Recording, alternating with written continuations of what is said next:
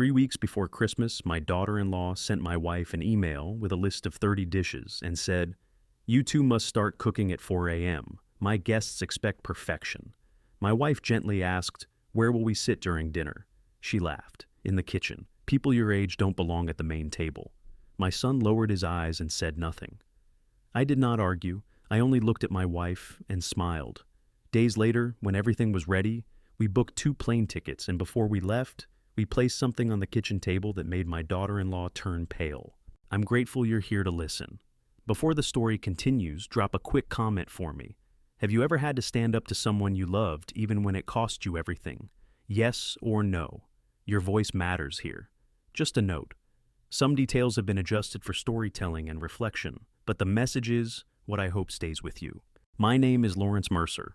I'm 60 years old, and I spent 38 years reading intent the way most people read the weather, and I did not expect to need that skill at my own kitchen table on a Saturday morning in December. I was a federal prosecutor for 2 decades before I made senior partner at Mercer and Hargrove LLP in Chicago. Retired 4 years now. During those decades in courtrooms, I learned one skill above all others: how to read what someone isn't saying. The pause before an answer. The question reformulated 3 different ways to avoid the real one. The contract clause buried on page 47 that changes everything on page 1. In law, the unasked question is often more important than the answer given. I thought I'd left that world behind when I retired. I was wrong. It was 7 in the morning, December 4th, and the kitchen was quiet except for the coffee maker doing its slow drip into the carafe. I was reading the Tribune on my tablet, still in my robe, when Adrienne walked in. My wife of 34 years, former director of non-profit literacy programs across 3 counties. A woman who once ran simultaneous fundraisers for organizations that served 18,000 families a year. She placed her phone on the counter between us without saying a word. She didn't need to. The silence of someone who has already decided something has a particular quality. I know that silence. I've heard it in conference rooms before a plea deal collapses and before a jury delivers a verdict everyone saw coming. Adrienne had that silence now. I picked up the phone, read it once, set it down, picked it up again. The email was from Cressida Whitfield, my daughter-in-law of 3 years. Independent financial advisor, married to our son, Desmond lives in a renovated Greystone on the north side that costs more than our house and his childhood home combined. The email had no greeting, just a subject line that read, "Christmas Day schedule and menu urgent." 30 dishes listed in a numbered column, timing notes in military precision, appetizers at noon, dinner service 6 p.m. sharp, attire formal server dress code for hosts, start time 4 a.m. Signed simply Cressida. No please, no if you're available, no question mark anywhere in 12 paragraphs. I've read thousands of contracts in my career. I know the architecture of a demand dressed as an assumption. This had the same structure, every clause constructed to make refusal seem irrational, ungrateful, small. Before I go further, you need to understand who Adrienne is, because what happens next only makes sense if you know what Cressida is actually asking. Adrienne spent 22 years building programs that taught adult literacy in communities that had been ignored by everyone else. She wrote grant applications at midnight after working 10-hour days. She sat in school board meetings and city council sessions, arguing for funding with spreadsheets she'd built herself because no one else would do it. When she retired 2 years ago, the governor sent a letter thanking her for her service. She has a framed certificate from the Illinois Literacy Foundation that I watched her cry over because she didn't think anyone had noticed the work. The email Cressida sent her wasn't asking Adrienne to attend Christmas dinner. It was ordering her to report for a shift. I looked at the list again. 30 dishes, 4 in the morning, start time. Guests I'd never met arriving at noon for an event at a house that wasn't ours. No formal server dress code for hosts. Not guests, hosts. Someone had just ordered a uniform for a woman who ran 3 literacy programs simultaneously for 2 decades. Someone who thought the appropriate way to invite your husband's parents to Christmas was to send them a work schedule with a dress code and a 4 a.m. call time. I scrolled down, found the line I knew would be there. Please confirm receipt and availability by December 6th. 24 hours notice to confirm availability for a 16-hour shift on Christmas Day, phrased as if we were a catering company she'd contacted through Yelp. Have you ever read something so carefully worded that the politeness itself becomes an insult? That's what this was. Every sentence in that email had been constructed to create the appearance of courtesy while establishing absolute control. The timeline was designed to eliminate alternatives. Ask someone to commit to Christmas on December 6th, and you've made it nearly impossible for them to say they have other plans. The detailed list created the illusion of collaboration, while making it clear that every decision had already been made. The phrase, formal server dress code, did something particularly efficient. It told you what to wear while simultaneously telling you what role you'd be playing. In federal court, I've seen plea agreements written with this same architecture. Give the defendant the feeling they're negotiating, while every clause has been designed to leave them exactly one option. I'd prosecuted people who wrote emails like this. I set the phone down and looked at it on the counter, like it was evidence in a case I was building, because that's what my brain does automatically after 38 years. I don't read a message, I read the intent behind it, the structure beneath it, the assumptions embedded in every word choice. Cressida had written this email the way you write instructions to a vendor, not the way you invite family to Christmas. And the most telling part, she'd sent it to Adrienne's phone, not mine. She knew exactly which one of us would be expected to execute the work. This wasn't an invitation, it was a work order. And I had enough experience to know the person who drafted this had never understood who they were sending it to. I looked up. Adrienne was watching me from across the kitchen, not waiting for me to explain what I thought, waiting for me to catch up to what she'd already decided. 34 years of marriage means you develop a shorthand. She knows when I've shifted from reading something casually to reading it the way I used to read depositions. She knows the exact moment I stop being her husband and start being the federal prosecutor who spent 2 decades recognizing patterns of manipulation. I was there now. I set the phone down and looked at Adrienne across the kitchen table. The morning light caught the side of her face the way it had for 34 years, in this same kitchen, in this same chair, drinking coffee from the same blue mug she'd had since before Desmond was born. She had that look, not deciding, but already decided. And I realized I hadn't even asked her what she thought yet, because the truth was I already knew. What she'd decided was that we weren't going. I could see it in the way she stood at the sink, hands flat against the counter, looking out at the neighbor's fence.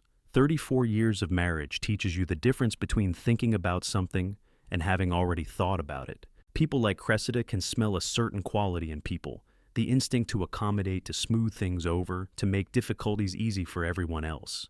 Adrienne had that quality. It was her greatest strength and the thing that made her a target. 2 years. That's how long the pattern had been building. The engagement dinner in 2022, when Cressida seated Adrienne near the kitchen for convenience, close enough to serve, but far enough from the main table that she couldn't hear conversations. The first time Cressida called her the best cook I know, while requesting a 20-person dinner with 48 hours notice.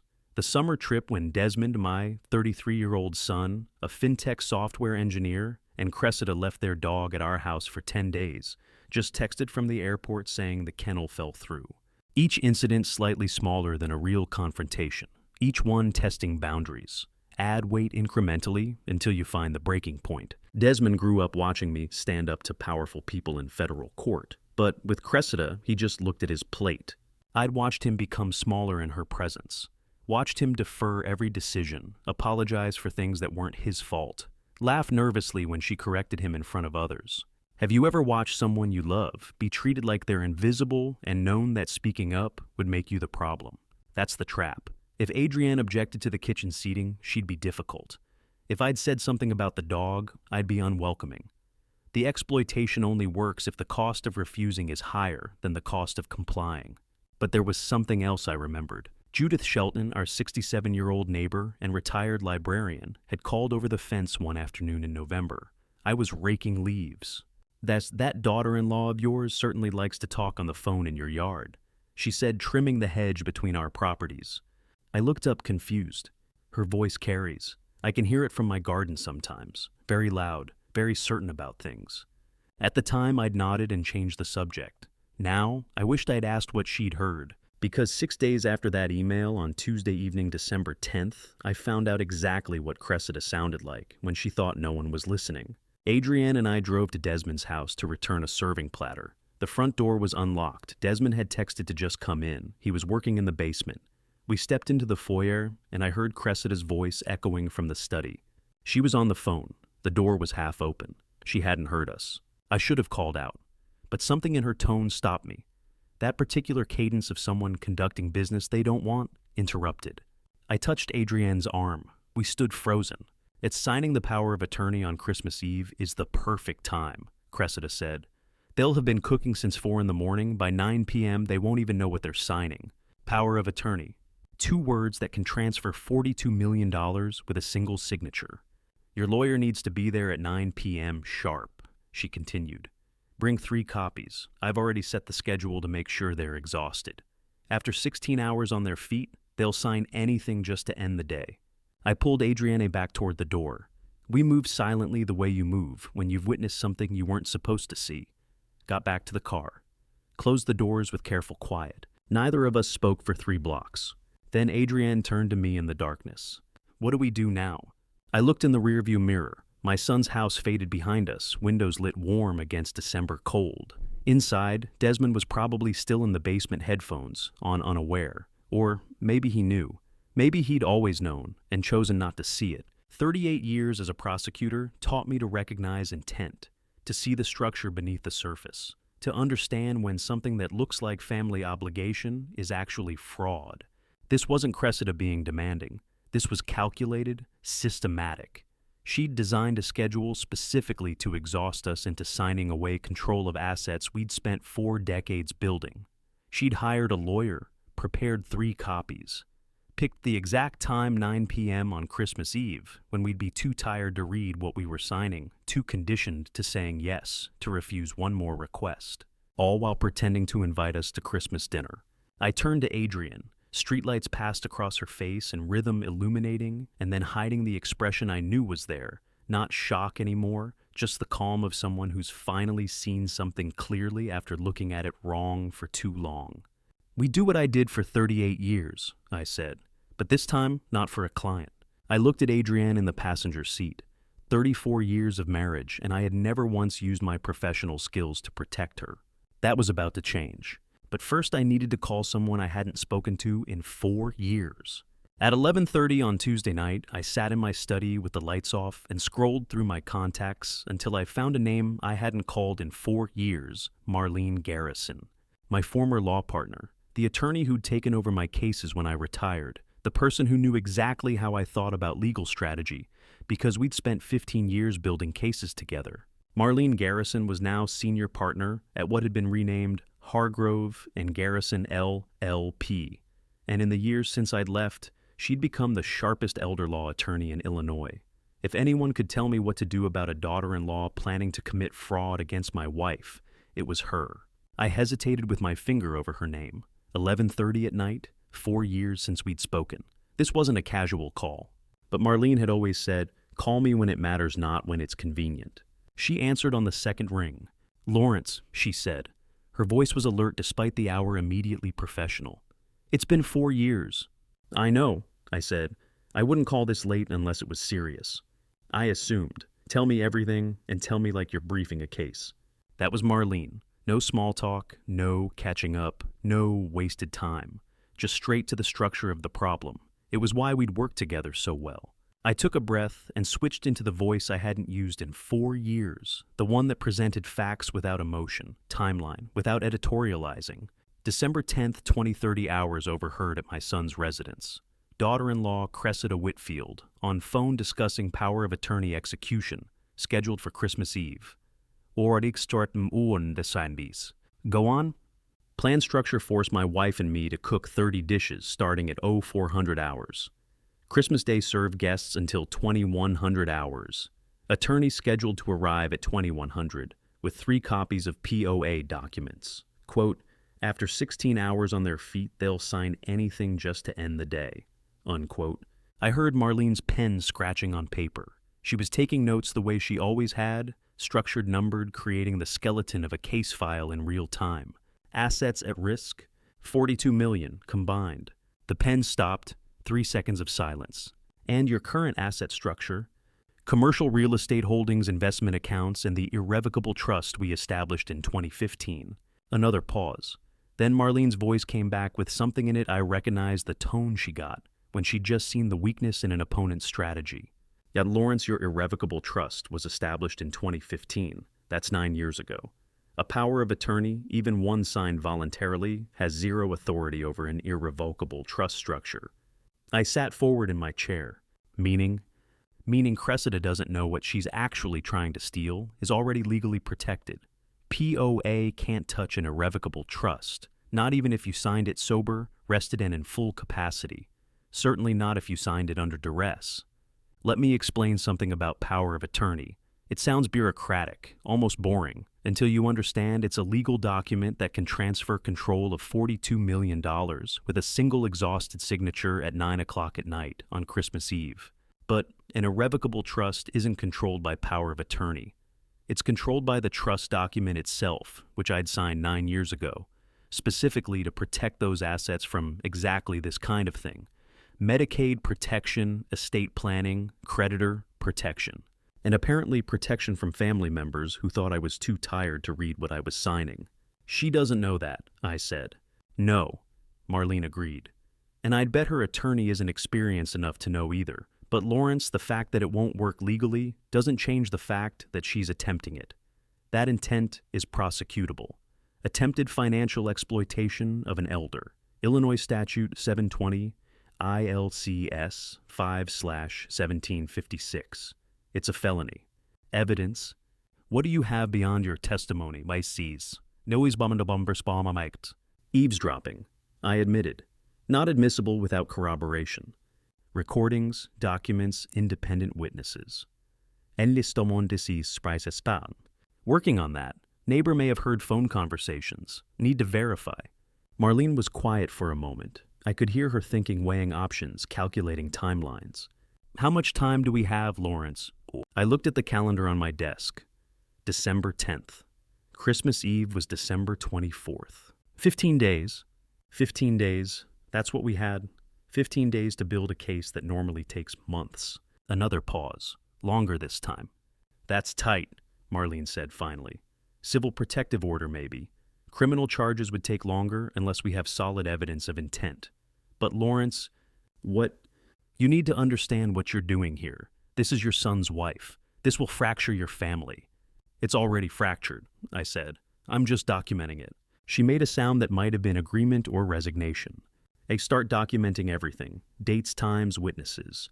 Any communication from her emails, texts, voicemails. Get that neighbor's statement if she's willing. And Lawrence, yes. Don't sign anything. Don't agree to anything. Don't go to that Christmas dinner. Wasn't planning to. Good. Call me in 48 hours. I'll have preliminary research on evidentiary requirements and whether we can file for emergency protective measures. Marlene, you don't need to thank me, she said. You train me. This is what we do. She hung up. I sat in the dark study for a moment, phone still in my hand. 4 years since we'd worked together, and it had taken exactly 6 minutes to fall back into the rhythm. Legal briefing, evidence analysis, strategy formation. The prosecutor's muscle memory never really goes away. I turned off the desk lamp and stepped out into the kitchen. Adrienne was still sitting at the table where I'd left her an hour ago. The same mug of tea in front of her, probably cold now. She looked up when I came in, and I recognized the expression on her face immediately. 34 years of marriage teaches you things. I knew that look. It was the look of someone who's been keeping a secret and has decided it's time to tell the truth. There's something I need to show you, she said quietly. She reached across the table and placed her smartwatch in front of me. The screen was dark, but I could see the reflection of the overhead light on its surface. I've been recording every conversation I've had with her since June, she said. 47 files. I stared at the watch. 6 months. While I'd been observing and cataloging and thinking I was the one staying calm and strategic, Adrienne had been building what I'd never had enough evidence to build. A case file. I've been married to this woman for 34 years, and in that moment, looking at 47 audio files cataloged by date on a smartwatch screen, I realized I'd been underestimating her the entire time. She'd pressed the screen, and the list expanded, each file labeled with a date and brief description. June 17th birthday party planning call. July 2nd, Thanksgiving menu discussion. August 9th, house visit about anniversary dinner. September 23rd, dog sitting arrangements. On and on, through November, into December. I started in June, Adrienne said, quietly not looking at me. After she called me the third time in 1 week about planning Desmond's birthday party like I was event staff she'd hired off TaskRabbit. I scrolled through the files. The detail was extraordinary. Every conversation where Adrienne had been a direct participant. Every phone call. Every kitchen table discussion during visits. Every time she visited, every phone call, every text conversation where we talked. Adrienne continued. If I was part of it, I recorded it. The watch makes it easy. Just tap twice. I looked up at her. 47 files. 6 months? I kept thinking you'd notice I was doing it. She smiled slightly. You never did. I was watching her, I said. Not you. I know, Adrienne said. That's why it worked. We sat in silence for a moment. Then I stood up. We need to send these to Marlene, I said. Tonight. By 8:30 Wednesday morning, we were sitting in my study, uploading all 47 files to an encrypted server Marlene had set up. I explained the legal framework as we worked. Illinois requires all-party consent for private recordings, I said. But Marlene found the angle we needed. These weren't secret recordings of private conversations. Adrienne was a direct participant in every one, and Marlene is filing them under the business communications exception. Combined with Judith's independent testimony and the fabricated documents the evidentiary package holds, Marlene confirmed it last night. Adrienne looked at me. All of them. Marlene will categorize them, which ones show the pattern most clearly, which ones show escalation, which ones demonstrate intent. She'll know which matter most for building the case. Let me explain what 47 recorded conversations mean in legal terms. It's the difference between a who said she said dispute and a documented pattern of exploitation with timestamps, tone, and escalation clearly preserved. It's the difference between allegation and evidence. Marlene's text came back 20 minutes later. Received. This is extraordinary work. Give me 48 hours. I sat back in my chair and looked at Adrienne. You built a case file, I said. I learned from the best, she replied. Sunday evening, December 15th. Dinner at Desmond's house. Cressida had invited us over for what she called a casual family dinner. Pizza and salad, she'd said. Nothing fancy, just the four of us. We should have known better. We were halfway through the meal when Cressida set down her wine glass and smiled around the table with the particular brightness of someone about to make an announcement. I'm so excited about Christmas this year, she said. It's going to be really special. Adrienne and I said nothing. Desmond looked up from his pizza. 30 guests, Cressida continued. Full traditional dinner. I've invited Floyd and Loretta Redmond, Desmond's biggest client, and several other people who are important for the business. It's going to be beautiful. She looked at Adrienne expectantly. Adrienne folded her hands on the table. It's always so beautiful when you do it, Cressida said, as if Adrienne hadn't spoken. Don't overthink it. Adrienne set down her fork. And where will we sit during dinner? She asked quietly. While 30 guests are at the table. Cressida laughed, bright, dismissive final. In the kitchen, of course. You'll be most comfortable near the work. Besides, she waved her hand, people your age do better away from the noise. She looked around the table for agreement. I watched Desmond. My son, 33 years old, software engineer, someone I'd raised to stand up for what was right, had already made his choice clear. He just hadn't said it out loud yet. The silence stretched. Cressida filled it by pulling out her phone and talking about the guest list, the table settings, the importance of fresh ingredients because Floyd Redmond was such a foodie. There's a particular kind of disappointment that comes from watching your child choose the wrong path, when you absolutely know that you taught them better. I'd taught Desmond that silence in the face of injustice is a response of its own, that standing by while someone you love is mistreated makes you complicit. That courage means speaking up, even when it's uncomfortable. I'd taught him all of that, and he was choosing to forget it. The drive home was quiet. Adrienne looked out the window at the dark Chicago streets for 20 minutes without speaking. Finally, as we turned onto our block, she said, Desmond knows. I glanced at her. What does he know? Everything, she said quietly, or enough to know, and he's choosing to stay silent anyway. I pulled into our driveway and turned off the engine. We sat in the dark car. Silence in the face of injustice is a response of its own, I said. I taught him that. I know, Adrienne said. So did I. We sat there for another moment. Then she reached for her phone. The screen lit up her face in the darkness. Cressida texted during dinner, she said. She turned the phone toward me. I read the message on the screen. Reminder white apron arrives Wednesday. Size M. Please confirm you can pick up from my house Thursday. Need you to start practicing recipes this weekend. Floyd has very refined taste. Sauce. I looked at the message, at the casual ordering of a uniform, at the assumption that Adrienne would practice recipes like an audition, at the complete certainty that this was all perfectly normal. Desmond made his choice, I said quietly. Now we make ours. Adrienne was quiet for a moment, still looking at her phone screen. Izzy, she has no idea who she's sending these texts to, I said. Adrienne looked at me in the darkness of the car. The streetlight caught the side of her face. No, she agreed. She really doesn't. We got out of the car and walked into the house. Adrienne's phone buzzed again as we stepped through the door. Another text from Cressida. I looked at Adrienne. Forward it to Marlene, I said. Add it to the file. She nodded and started typing. The texts weren't stopping. They were escalating. The texts started arriving Monday morning and didn't stop for 4 days, each one more specific than the last. Each one crossing a line I didn't know existed until it was already behind us. Monday, December 16th, 7:15 a.m. Mom, all 30 dishes from scratch. No shortcuts, no store-bought. I know you understand quality matters. I forwarded it to Marlene before my coffee finished brewing. Subject line, Exhibit 24, Escalation of Demands, Specificity Increases. Tuesday, December 17th, 8:03 a.m.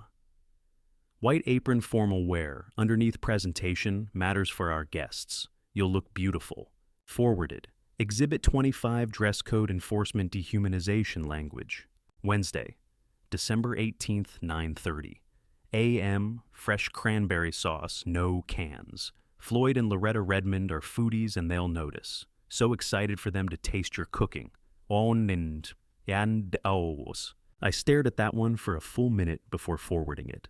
Exhibit 26 converts family obligation into professional catering for name business contacts. Establishes commercial exploitation. Marlene's response came back in under 60 seconds. Keep them coming. Pattern is crystallizing. Each text went into the file. Each one cataloged, numbered, preserved. Each one another piece of evidence that what Cressida was doing wasn't family obligation. It was systematic exploitation with a paper trail. Thursday morning, December 19th, the Amazon link arrived. I was sitting at the kitchen table when Adrienne's phone buzzed. She looked at the screen, went very still, then turned the phone toward me without a word. White apron, size medium, $34.99. Striped linen. The product description read, professional server quality, perfect for catering events and formal service. Cressida's message underneath, this will be perfect for you and Dad. Formal but practical. I ordered 2. They'll arrive Saturday. I stared at the link. She was ordering uniforms, not suggesting we wear aprons, not asking if we had appropriate clothing, ordering specific uniforms, professional server quality, and having them shipped to her house so we'd have to pick them up. I'd worn a court vest over 200 times in my career, argued cases in front of federal judges in clothing that cost more than most people's monthly rent. Adrienne had given presentations to state legislators in suits she'd chosen carefully, because appearance mattered when you were asking for funding, and Cressida was buying us $35 aprons. In federal prosecution, you learn that evidence comes in 2 forms, what proves guilt and what proves intent.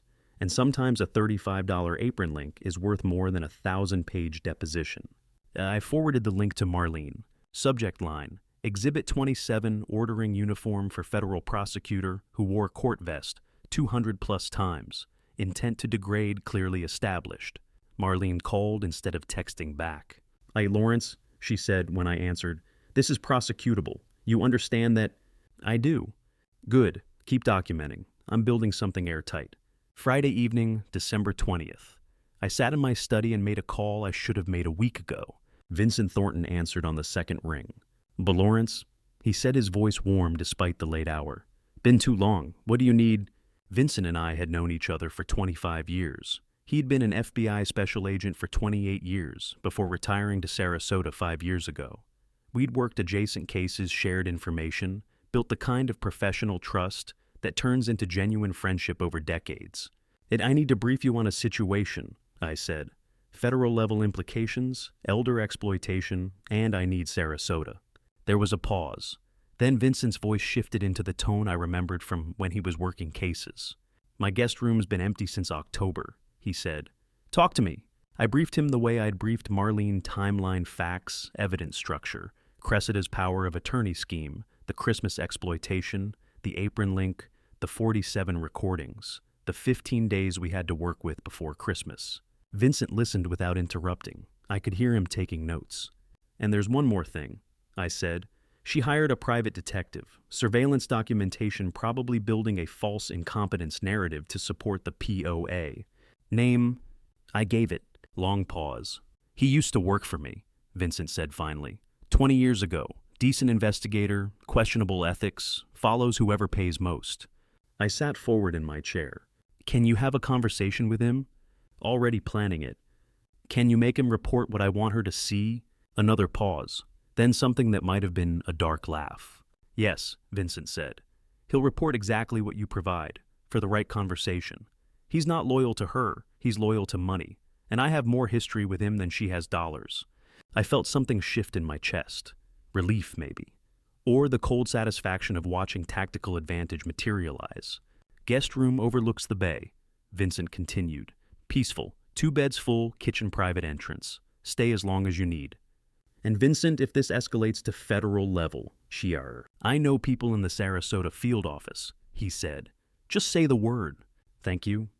You trained half the prosecutors I worked with, Vincent said. This is what we do. I hung up and looked at the calendar on my study wall. Friday, December 20th, 5 days. That's what we had left. 5 days to execute a plan most people need months to build. Marlene had the evidence 47 audio files plus this escalating text messages cataloged as exhibits. Adrienne had 6 months of documentation showing systematic exploitation. Vincent had the refuge in Sarasota and FBI connections if we needed them. The detective Cressida hired would soon be reporting exactly what we wanted him to report. All the pieces were positioned. I stood up from my desk and walked to the kitchen. Adrienne was sitting at the table with her laptop looking at something on the screen with an expression I couldn't read. She looked up when I came in. If 5 days, she said.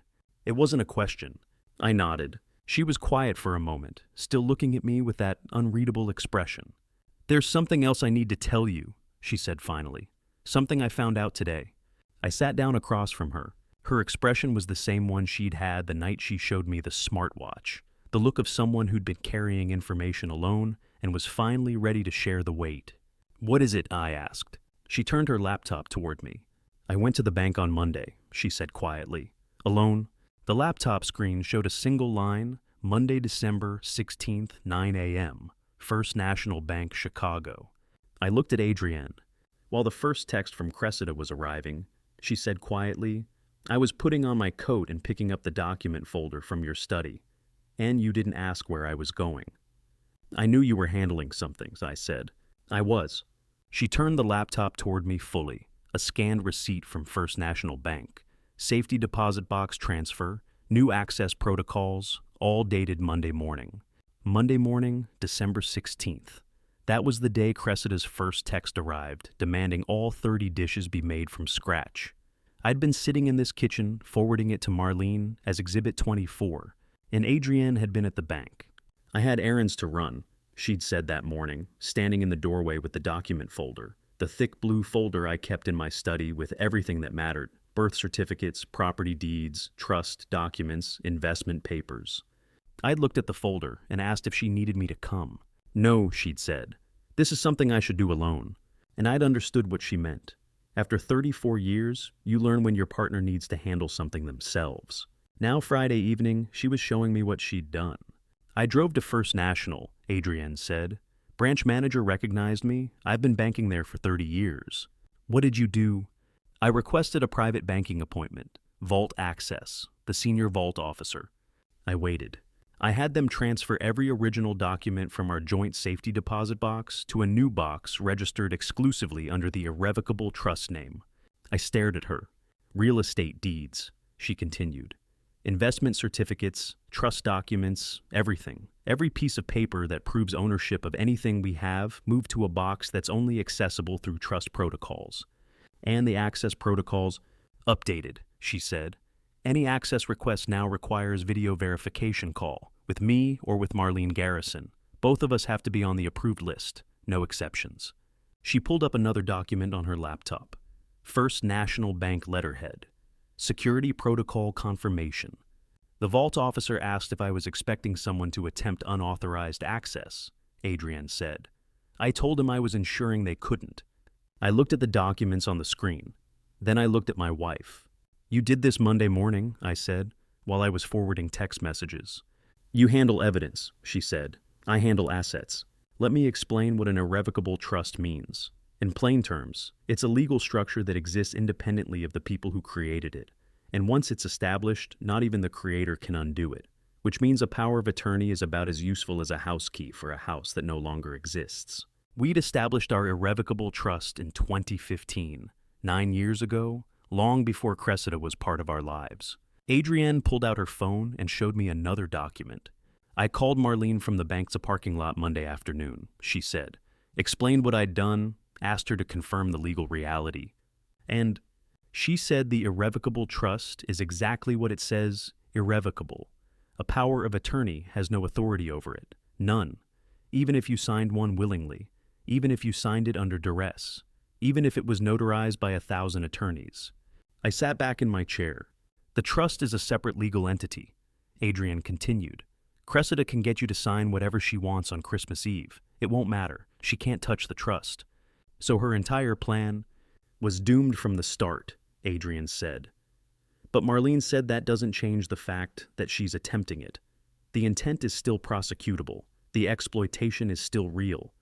I looked at the bank documents again, at the security protocols, at the trust registration. Adrienne had done this 5 days ago. While I was building an evidence file, she was building a legal fortress. She doesn't know, I said quietly. No, Adrienne agreed. And Marlene said her attorney isn't experienced enough to know either. By the time anyone realizes the POA is worthless, it'll be too late. I thought about Cressida's phone call, the one we'd overheard. After 16 hours on their feet, they'll sign anything just to end the day. The lawyer arriving at 9 p.m. with 3 copies. The whole elaborate scheme designed to exhaust us into signing away control. Control over assets that were already beyond her reach. The irony was almost beautiful. $42 million. Completely protected, and she had no idea. Monday evening, I said, looking at Adrienne, when you came home and I was in the study reviewing Cressida's text, you'd already done all of this. Yes, and you didn't tell me. I was waiting for the right time, she said, and tonight felt right. Everything else is in place. The evidence, the refuge in Sarasota, the detective situation. I wanted you to know the assets are secure, no matter what happens next. I reached across the table and took her hand. At 34 years, I said, and you still surprise me. She smiled slightly. That's the point of a long marriage, she said. We sat there for a moment in the quiet of the kitchen. Then I looked at the calendar on the wall. Hey, the detective meeting is already set, I said. 7 a.m., coffee shop on Clark Street. Are you ready? Vincent says he's the type who follows whoever pays most, I said. I intend to be persuasive. What if he's already provided her with something fabricated evidence? Then I'll see exactly what she thinks she has, I said, and I'll make sure she never gets more. Adrienne nodded. She understood what I was planning. Vincent arranged it, I continued. Neutral location. The detective thinks it's a routine client update meeting. And when he realizes it's not, and then we'll see how flexible his ethics really are, I said. I stood up and walked to my study, set the alarm on my phone for 6 in the morning, turned off the desk lamp. Tomorrow I would meet the man Cressida hired to prove we were mentally incompetent. Tomorrow I would see what fabricated evidence looked like when it was designed to destroy your reputation. And tomorrow, if Vincent was right about this detective's character, I would turn Cressida's own surveillance tool into the weapon that would end her. Because sometimes the best evidence against you is the evidence you paid someone else to create. The detective was already sitting in the back corner of the cafe when I arrived that morning. At 7, a manila folder on the table in front of him, 2 coffees ordered, and the careful expression of a man who'd been told exactly who I was and what I used to do for a living. Ryan Holbrook, Mid-40s former law enforcement turned private investigator, 20 years of questionable ethics work behind him. Vincent had called him yesterday afternoon. Told him we needed to talk. I slid into the booth across from him. "Mr. Mercer," he said, extending his hand. "Ryan Holbrook, Vincent Thornton called me yesterday. Said you and I should have a conversation." I shook his hand. His grip was firm, professional. "I know who you are," Holbrook continued. 38 years federal prosecution, so I'm going to be direct. He pushed the manila folder across the table. "Your daughter-in-law paid me for 3 weeks of surveillance and what she called an assessment report," he said. "This is everything." I looked at the folder, but didn't open it yet. "Vincent vouched for you," I said. 20 years ago, we worked adjacent cases. He was FBI, I was Chicago PD. We stayed in touch. Holbrook paused. When he called yesterday and explained the situation, I understood where this was heading. And I'd rather be on the right side of what comes next," he said quietly. I opened the folder. 3 weeks of surveillance photographs, November 25th through December 15th, daily patterns, routine activities, timestamps, and location notes. Adrienne at Whole Foods sorting through produce, me at the public library returning books, both of us having coffee at the Starbucks on Michigan Avenue, morning walks, bank visits, grocery runs. Ordinary life, documented in excruciating detail. Nothing incriminating, because there was nothing to incriminate, just 2 people living normal, retired lives. 3 weeks, Holbrook said. She wanted documentation of cognitive decline, confusion, inability to manage daily tasks, memory problems. I flipped through another page. Photo of me reading the newspaper at a cafe. Timestamp. December 3rd, 8:47 a.m. Note, subject reading, Tribune, no apparent difficulties. "There's nothing here," I said. "Correct," Holbrook agreed, "because there's nothing to find, but that's not what she paid me to deliver." He pointed to the bottom of the folder. "Last document." I pulled it out. 8 pages, professional letterhead, title, Behavioral Observation Report, Lawrence Mercer, Subject Assessment. I started reading. The report stated that the subject displayed behavioral patterns consistent with diminished capacity for independent financial decision-making, with observed incidents of confusion and disorientation during routine activities. The recommendation the subject may benefit from supervised financial management by a designated family representative. I looked up at Holbrook. She commissioned this as supporting documentation for the POA filing, Holbrook said quietly. Not a psychiatric evaluation she knew that needed a licensed clinician, but a behavioral observation report from a licensed investigator can be used to support a petition for guardianship or POA in an initial filing. Her attorney told her it was enough to open the door. "And you wrote it knowing it was fabricated," I said. "Every word," he replied. "She told me exactly what to write, paid extra for the investigator letterhead, wanted it to look like documented professional observation." "Did she explain why she needed this?" "She said you were becoming forgetful, that the family was concerned about your ability to manage finances, that she needed documentation to support a power of attorney for your own protection." I set the document down carefully. In America, I said, keeping my voice level, fabricating mental incompetence documentation to seize someone's assets is called elder financial abuse. If she uses this across state lines or involves wire transfer, it's federal. 18 U.S.C. Section 1343, wire fraud, mandatory minimum. Holbrook was quiet. "I knew it was questionable," he said finally. "You knew it was criminal," I said. "But Vincent vouched for you, so I'm offering you one chance." He waited. "Keep reporting to her," I said. "Continue the surveillance work she's paying for, but from now on, you report exactly what I tell you to report. Nothing more, nothing less." "You want me to feed her false information?" "Speber for stands but mine." "I want you to stop fabricating evidence of the mental incompetence," I said. "What you report going forward will be accurate observation of 2 competent adults living normal lives. Is that acceptable?"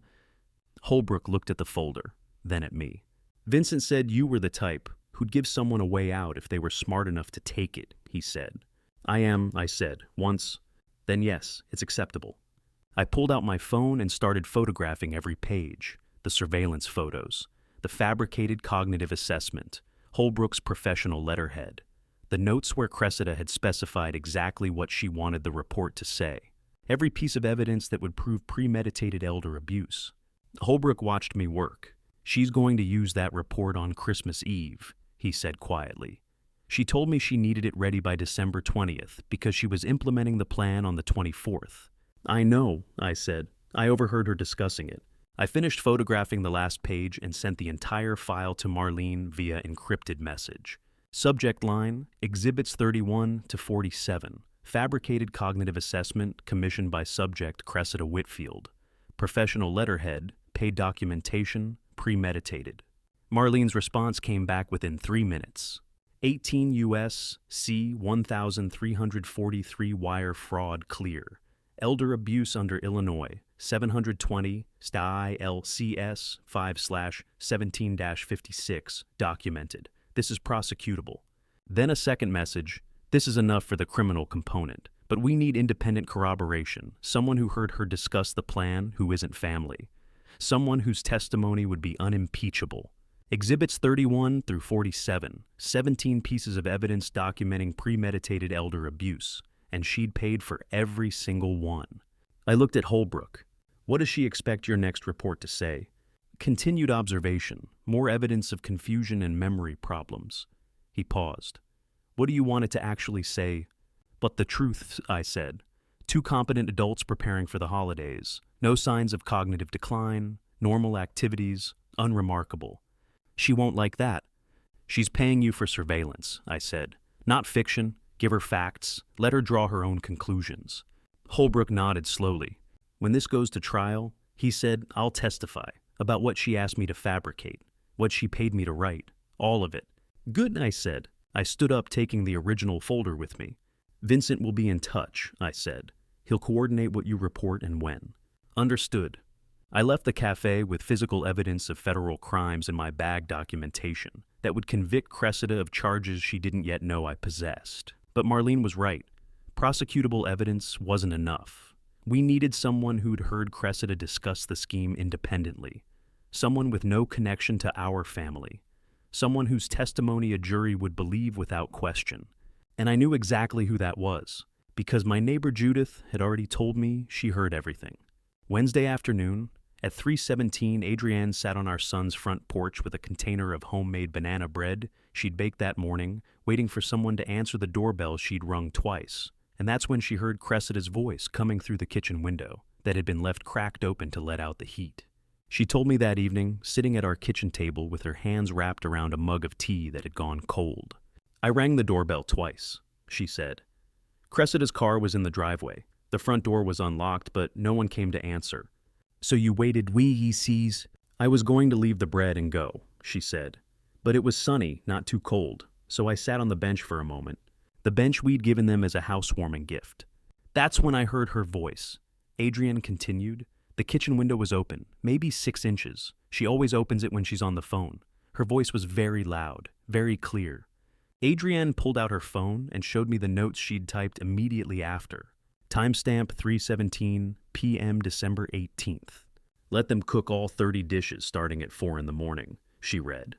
"By 9 at night, they won't even know what they're doing. Your lawyer needs to be there at 9 p.m. sharp with 3 copies of the POA. I've already confirmed with the notary for 9:15. She looked up at me. Then she said, "They'll be so exhausted they'll sign anything I put in front of them. Trust me." I stared at the notes. It was the same conversation we'd overheard 2 weeks ago, but this time with more specific details. 9 p.m. for the lawyer, 9:15 for the notary. The precision of someone who'd planned every minute. "Did anyone else hear this?" Adrienne was quiet, thinking. "Judith," she said finally. "Judith Shelton. I saw her trimming her hedge when I pulled up, the one that borders Desmond's kitchen side." I sat forward. "She gardens every Wednesday afternoon." Adrienne continued. "Same time, same routine. There's a profound difference in legal terms between someone overhearing a conversation on another person's property and an independent third party hearing the same conversation from their own property. One is inadmissible hearsay. The other is eyewitness testimony that juries trust implicitly." I called Marlene immediately. Thursday morning, December the 19th at 10 o'clock, Marlene called Judith Shelton. She told me about it afterward. Mrs. Shelton, Marlene had said. My name is Marlene Garrison. I'm an attorney working on a legal matter involving the Mercers. Wednesday, December 18th, approximately 3 p.m. Were you home? Trimming my hedge, Judith had replied, like every Wednesday. Did you hear anything unusual from the neighboring property? I heard the daughter-in-law on the phone, Judith said. The kitchen window was open. She has a very loud voice. I've mentioned that to Lawrence before. She was talking about making people sign papers when they were too tired to read them. Marlene asked for specifics. She said something about a lawyer coming at 9 o'clock, Judith continued, and something about making sure they were exhausted first. It sounded like she was planning to take advantage of someone. What time did you hear this? Around 3:15, 3:20. I always start trimming at 3 and work for about half an hour before I go in for tea. Marlene had one more question. Mrs. Shelton, would you be willing to testify under oath about what you heard? Judith Shelton, 67 years old, retired librarian who had lived next door for 20 years, quietly observing everything, answered without hesitation. Absolutely, she said. I've waited my whole life to do something useful. If that woman is trying to hurt the Mercers, and it sounds like she is, then yes, I'll testify. You can count on me. Marlene called me Thursday afternoon at 2 o'clock. Independent witness, secured, she said. Testimony corroborates timeline intent scheme. Judith heard the conversation from her own property while gardening. Matches Adrienne's timestamp exactly 3:17 p.m. Heard specific details about 9 p.m. lawyer arrival and ensuring targets are exhausted. She's willing to testify. I closed my eyes. Relief. This is admissible, Marlene continued. Third-party witness with no connection to the family, credible profession, established routine. A jury will believe her. Good, I said. Then Marlene asked the question I'd been waiting for. Lawrence, do you have the bank statements, financial records showing offshore accounts, or unusual transfers where the money is actually going? I looked across the table at Adrienne. We had everything now. Audio files documenting 6 months of exploitation. Fabricated cognitive assessment from the detective. Witness testimony from Judith corroborating the POA scheme. Timeline documentation showing premeditation. Everything except proof of where Cressida was planning to hide the money after she stole it. Not yet, I said, but I'm working on that. We need it, Marlene said. The intent is clear, the scheme is documented, but for federal wire fraud, we need to show the destination. Offshore accounts, shell companies' transfers. Something that proves this wasn't just talk, that she'd actually set up infrastructure to receive stolen funds. I understand, I said. How long? I thought about Desmond, about the son who'd sat silent at Sunday dinner while his wife ordered his parents around, about the man who worked in finance and had access to shared computers and joint accounts, about whether he had the courage to do one more right thing. 2 days, I said. Marlene was quiet for a moment. 2 days, she said. Then we're out of time. Christmas Eve is in 5 days. If she executes this plan, the crime is complete, whether or not it works legally. We need everything ready before then. I know, I said. I hung up and looked at Adrienne. The bank statements, she said. It wasn't a question. Yes. And you think Desmond will find them? I think he's the only one who can, I said. If they exist, they're on a shared computer or in documents he has access to. And I hope that he's ready to choose the right side. Because I knew exactly who would find them, and it wouldn't be me. The irony is that I never had to find the bank statements at all because Friday night at 11:30, while Cressida was asleep upstairs, my son opened their shared laptop to finish a work project and found a browser tab she'd left open by mistake. Desmond told me about it later, the whole thing. Friday night, December 20th, 11:30 p.m. He was working late in his home office. Opened the MacBook they shared for personal accounts.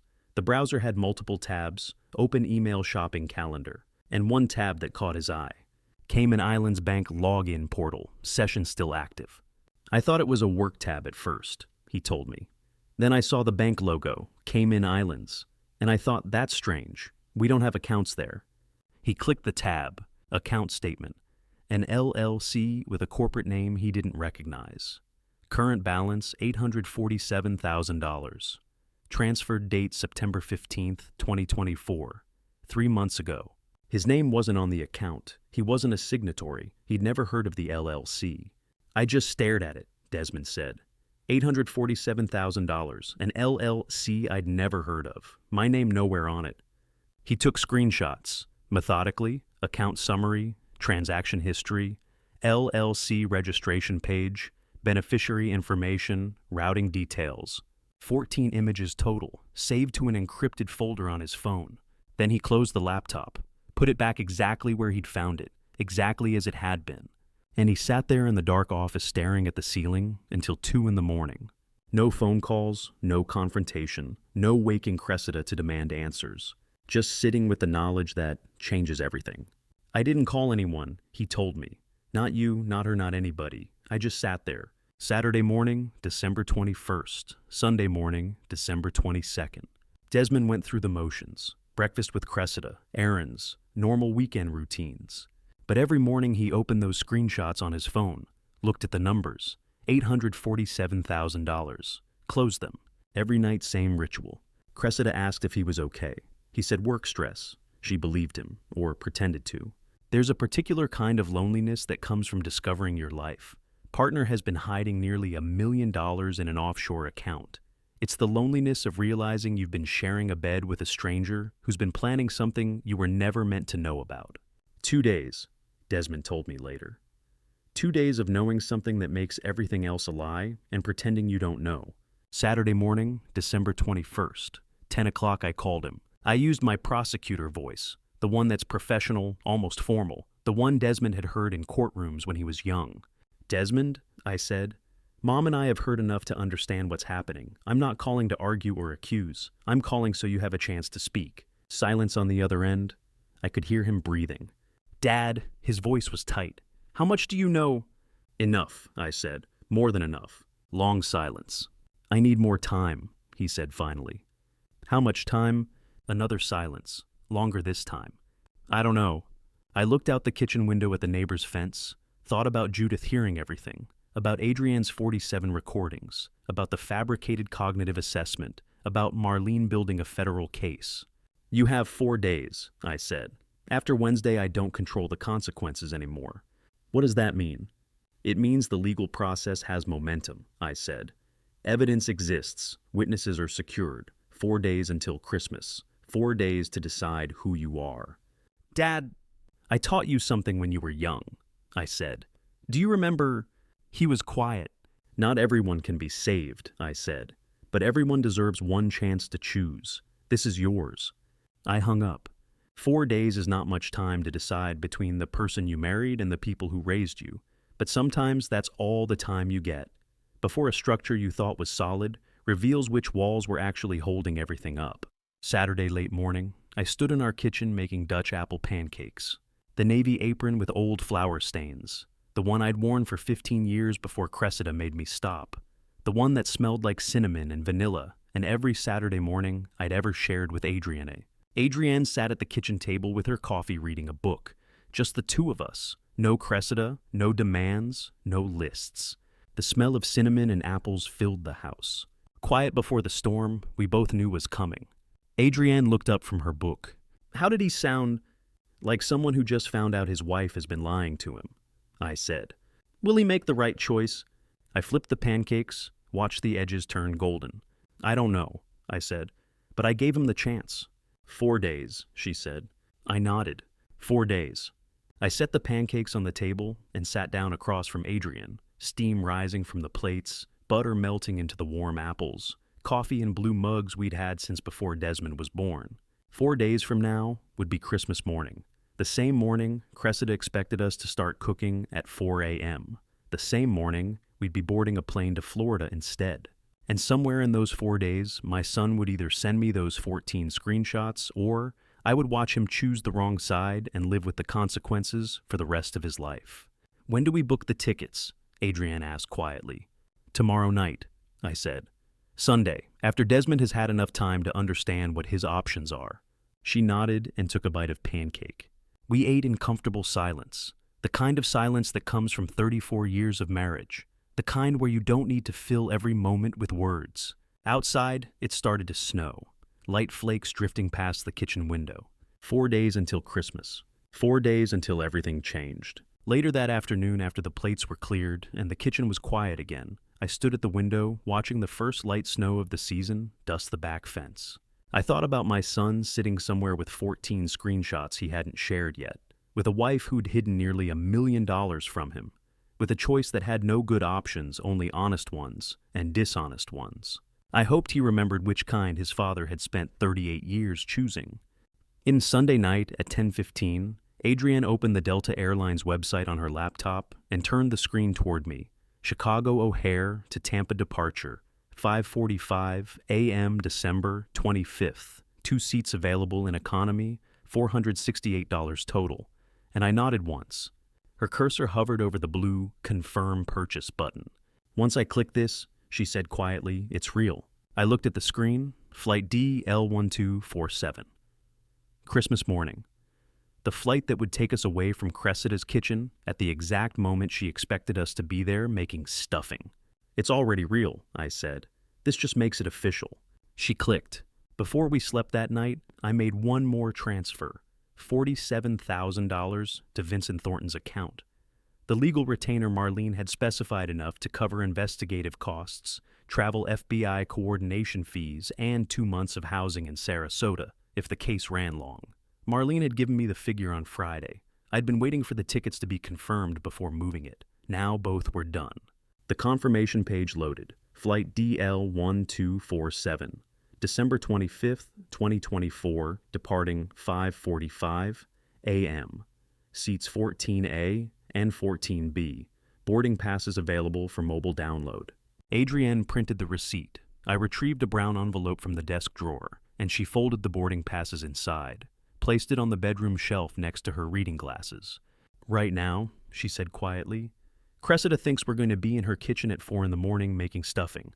"Yes," I said, "she does." We looked at each other for a moment, 34 years of marriage in that look. Then she closed the laptop and we went to bed. Monday night, December 23rd, 9 o'clock. I sat at my study desk with a legal pad. I'd written thousands of legal briefs in my career, motions, memoranda, letters to opposing counsel. This should have been easy. But I sat there for 10 minutes with the pen in my hand before I started writing. Section 1 formal notice. Cressida, we will not be present Christmas morning. All evidence of your activities has been transferred to legal counsel Marlene Garrison Esquire Hargrove and Garrison LLP. This includes 47 audio recordings, fabricated mental health documentation, and independent witness testimony. Section 2, legal citations. Illinois Statute 720 ILCS 5/17-56. Financial exploitation of elderly person. Federal Statute 18, U.S. C 1343 wire fraud. Fabricated mental health documentation for purpose of obtaining power of attorney. Conspiracy to defraud through exhaustion and duress. The legal language came easily after 38 years of practice. Professional, precise, emotionless. But Section 3 would be different. I want you to understand what it means to write a letter to your own son, telling him you love him. While simultaneously documenting his wife's federal crimes, it requires separating the prosecutor from the father in a way I'd never had to do in 38 years of practice. I started Section 3 on a new page, changed my handwriting, made it less formal, more personal. Desmond, you have a chance to do the right thing. I taught you when you were young that silence in the face of wrong is its own answer. 4 days ago, I gave you that chance. The choice is yours. I love you, that hasn't changed and won't change. Dad, I folded the letter, put it in a white business envelope, wrote on the front in careful letters, "Read this before calling anyone." My hands were shaking slightly. I sealed the envelope and set it on my desk. Christmas Eve, Tuesday night, 9 o'clock. 2 suitcases open on our bedroom bed. Adrienne folding clothes with the practiced efficiency of someone who's packed for trips 1,000 times. She packed my clothes without asking what I'd need. 2 shirts, slacks, the blue sweater. She knew. I packed her medication organizer, blood pressure pills sorted by morning and evening doses, vitamins labeled by day. I knew which ones she took and when. 34 years of marriage means you don't need to discuss these things. The gestures speak louder than words. 10 o'clock. Adrienne's phone buzzed. She looked at the screen, then showed it to me. Cressida, Apron arrives tomorrow morning. Make sure Dad wears it. I want photos at 5 a.m. when you start cooking. Going to be so beautiful. Leon sistis distast. We both laughed. Quiet, dark laughter. Should I respond? Adrienne asked. No, I said. Let her think everything's fine. 11 o'clock Christmas Eve. Suitcases zipped. Alarm set for 3:30 in the morning. Everything ready. I went downstairs one last time. The house was dark except for the green glow of the microwave clock. I stood in the kitchen and looked around. This room where Cressida had expected us to spend 16 hours cooking for her guests. I took the white envelope from my study, carried it to the kitchen table. The white apron package had been delivered that afternoon. Amazon packaging, size medium. $34.99. Professional server quality, still sealed. I placed the envelope on top of the apron package. 2 white rectangles in the darkness. That white envelope on that white apron, 2 rectangles of fabric and paper in the darkness, represented everything the uniform she'd ordered for a federal prosecutor, the evidence she'd created against herself, and the choice she'd made to treat human beings like hired staff. And I stood there looking at them, instead an envelope and an apron that would never be worn. Adrienne came downstairs, stood beside me in the dark kitchen. Second thoughts, she asked quietly. None, I said. We stood there another moment, looking at the envelope, at the apron, at the kitchen table where we'd eaten breakfast together for 30 years. Then I turned off the last light and we went upstairs. I set the alarm for 3:30 in the morning and lay down beside Adrienne in the darkness. In 12 hours, Cressida would walk into that kitchen, expecting to find us already there, exhausted from cooking, since 4 a.m., ready to sign whatever she put in front of us at 9 p.m. Instead, she would find an envelope and an apron. And by the time she finished reading what was inside, we would be 30,000 feet over Tennessee, drinking bad airline coffee and watching the sun come up over clouds. Are you scared? Adrienne whispered in the darkness. No, I said. Are you? No, she said. Just ready. I reached for her hand, found it, held it. Oh, Christmas morning, I said. Christmas morning, she agreed, because Christmas morning was coming, and we had a plane to catch. The alarm went off at 3:30 on Christmas morning in the darkness of our bedroom, and for exactly 3 seconds, I lay there thinking about the last time I'd woken up this early 19 years ago, when Desmond was 14 and convinced Santa needed to be caught on camera. Then I turned off the alarm and got out of bed. We dressed in darkness. 34 years of marriage means you don't need light to know where things are. Adrienne found her clothes without turning on the lamp. I found mine. We moved through the bedroom like we'd rehearsed it, though we hadn't. No words, just the sound of zippers and fabric, the click of suitcase latches. 3:50 a.m., headlights in the driveway. I carried both suitcases downstairs. The driver helped load them into the trunk without asking why 2 people were leaving their house at 4 in the morning on Christmas Day. Uber drivers in Chicago have seen stranger things. I locked the front door with the main key, tested the handle twice, force of habit from 38 years of being careful about things that matter. The house was dark behind us, kitchen window black. Inside on the kitchen table, a white envelope waited on top of an unworn apron. Adrienne looked back once as we pulled out of the driveway. I didn't ask what she was thinking. After this long, I already knew. The Uber ride through Chicago was silent, except for soft jazz on the radio. The driver had the heat turned up. Outside, the city was empty in that particular way. Cities are empty at 4 a.m. on Christmas streets, vacant traffic lights cycling through their patterns, for no one gas stations lit up like islands in the darkness. Christmas lights still on in windows. Decorations illuminated for a holiday that hadn't technically started yet. I thought right now, Cressida is sleeping. Alarm set for 6 a.m. She'll wake up, shower, get dressed. By 7, she'll be texting us, asking why we're not there yet. By 8, she'll start calling. And we'll be over Indiana by then. She's going to call in about 2 hours, Adrienne said quietly. Yes, I said, she is. We arrived at O'Hare Terminal 3 at 4:45. Christmas morning at the airport has a suspended quality. People caught between destinations, families traveling to other families. The smell of Dunkin' Donuts and Starbucks mixing with jet fuel and recycled air.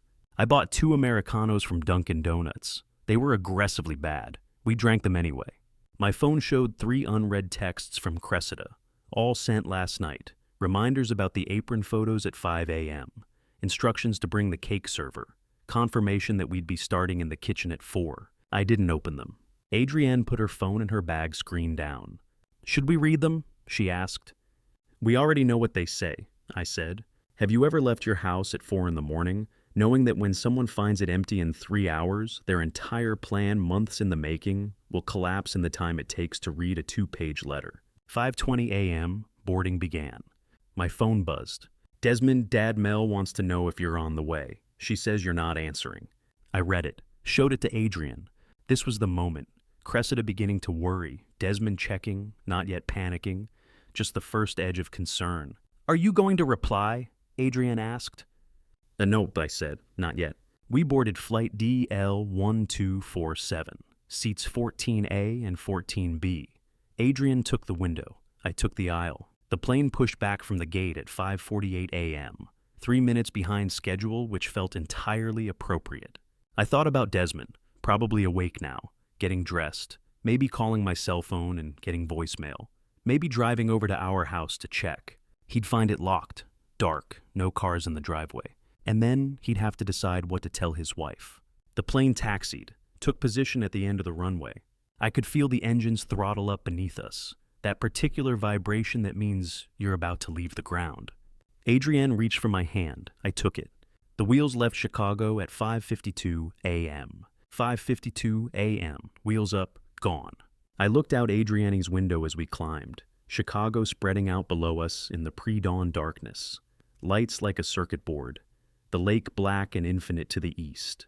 Somewhere down there, Cressida was waking up, checking her phone, seeing no reply, maybe starting to call. Somewhere down there, Desmond was trying to figure out where we were. Somewhere down there, 30 people were beginning their Christmas mornings, opening presents, making coffee, believing that in 12 hours they'd be sitting down to a beautiful dinner prepared by the hosts who'd invited them. And somewhere down there, a white envelope waited on a kitchen table. "They're gone," Adrienne said quietly, still looking out the window. "Who?"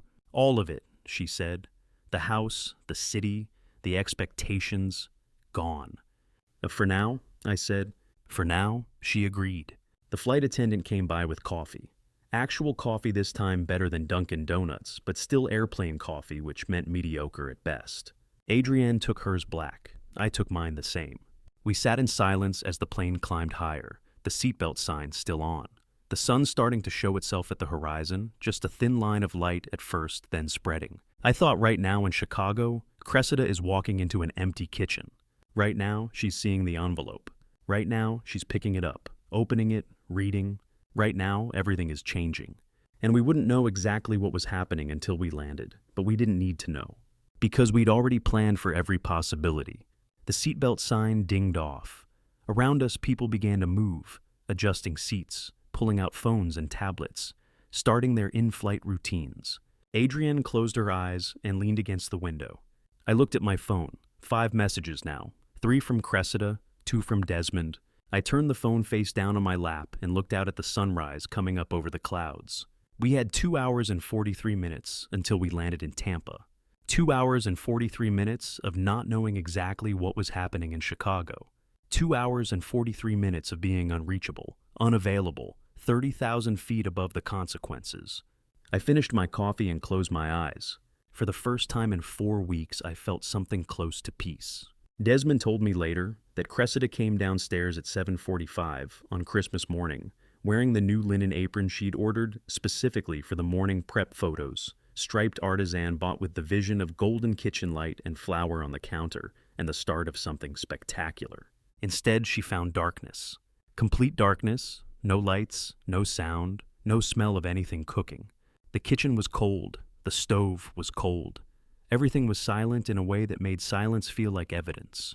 Desmond said she stood in the doorway for 10 full seconds. Just stood there.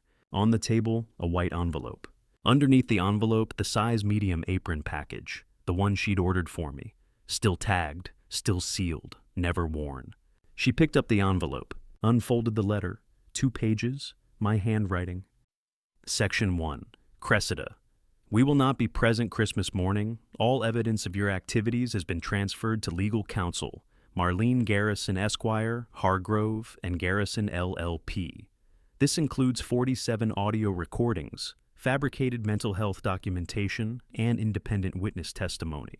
Section 2, Legal Citations. Illinois Statute 720, ILCS 5/17-56. Financial exploitation of elderly person. Federal Statute 18, USC 1343 wire fraud. Fabricated mental health documentation for purpose of obtaining the power of attorney. Conspiracy to defraud through exhaustion and duress. Section 3 was addressed to Desmond. Personal, different tone, father to son. Desmond said she just stood there holding the letter, not crying, not moving, just frozen, still wearing the photo-ready apron. 7:48 a.m. Desmond came downstairs, found Cressida motionless in the dark kitchen, holding the letter. He read it over her shoulder. Desmond told me that in the 30 seconds it took to read that letter, he saw 2 years of his marriage play out in his mind, like a prosecutor's evidence montage, and for the first time, he understood who the victim was. Every text Cressida had sent his mother, every dismissive laugh when Adrienne tried to say no, every time he'd stayed silent at the dinner table while his wife ordered his parents around, every single moment he'd chosen comfort over courage. "I saw everything, Dad," he told me later. "All of it, in 30 seconds. 8 o'clock, Cressida started calling restaurants. First restaurant stopped taking Christmas orders in October. Second restaurant needs 72 hours notice for catering. Third restaurant didn't answer. Fourth restaurant, Harrington's the one, from the Food Magazine article, fully booked, no takeout available Christmas Day. Fifth restaurant, voicemail box full. 30 guests confirmed. Floyd and Loretta Redmond, Desmond's colleagues, Cressida's LinkedIn connections. This wasn't a family Christmas dinner. It was a networking event disguised as family tradition. And there was no backup plan. 9:30 a.m., Desmond drove to Whole Foods. Christmas morning shoppers, picked over shelves, the desperate energy of people who'd forgotten something critical. Turkey Section 2, frozen birds left. Tag said, needs 3 to 4 days refrigerator thaw. It was 11 a.m. on Christmas morning. Desmond told me he stood there looking at those frozen turkeys for a full minute. Then he went to the deli counter. He bought 5 rotisserie chickens, 2 boxes of instant mashed potato flakes, 1 bag of frozen dinner rolls, 1 pecan pie in a plastic clamshell with a small dent, 1 pumpkin pie from the bakery case. He remembered Cressida had mentioned a cheese board, grabbed a wedge of brie and a box of crackers. 11 a.m. home. 5 rotisserie chickens on the counter. 30 guests expected at 6 p.m. 7 hours left. 5 rotisserie chickens, 30 guests, 7 hours. No plan B. Desmond said he just stood there looking at them. Those 5 chickens in their plastic containers, the instant potatoes, the frozen rolls, the dented pie. This was supposed to be a showcase, a networking opportunity. Cressida's chance to impress Floyd Redmond and secure Desmond's promotion. A carefully orchestrated performance with his parents as unpaid staff. Instead, grocery store chickens and instant mashed potatoes. Cressida came into the kitchen, still wearing the linen apron. "This is what you got," she said. Desmond looked at the chickens, at his wife, at the apron she was wearing for photos that would never happen. "The turkeys were frozen," he said. "Everything was picked over. This is what was left." "It's Floyd Redmond is coming," she said. "Your boss, my colleagues, 30 people." "I know," Desmond said. "And you brought grocery store chickens." "Yes," he said, "I did." She stared at him. "This is your parents' fault," she said finally. "They did this on purpose. They sabotaged us." Desmond told me that's when something shifted. He looked at Cressida, at the chickens, at the letter still on the table. And he said, "No, this is my fault." She turned. "What? This is my fault," he said again. "I knew what you were doing. I watched you do it. Every text, every demand, every time you treated them like staff. I watched, and I said nothing." "They're your parents." "Exactly," he said. "They're my parents, and I let you treat them like hired help. For 2 years. I sat at that table and said nothing while you ordered them around." Cressida was quiet. Yes, Desmond said. "We have 5 chickens for 30 people. And yes, this is a disaster. But it's not their fault. It's mine. Because I chose you over them, every single time. And they finally decided they were done being chosen last." Desmond told me he stood in that kitchen at 11 in the morning on Christmas Day looking at 5 grocery store chickens that were supposed to feed 30 people, and he finally understood what I'd been trying to tell him for 2 years. He understood that the person he'd been protecting wasn't his wife, it was his own comfort. and he understood that he'd failed the two people who'd never failed him. But understanding and acting are two different things, and I wouldn't know which one he'd choose until the phone rang that night. The Pelican perched on the piling at Tampa Airport watched our plane taxi in at 10:05 Christmas morning, indifferent to everything that was about to go wrong 2,000 miles north.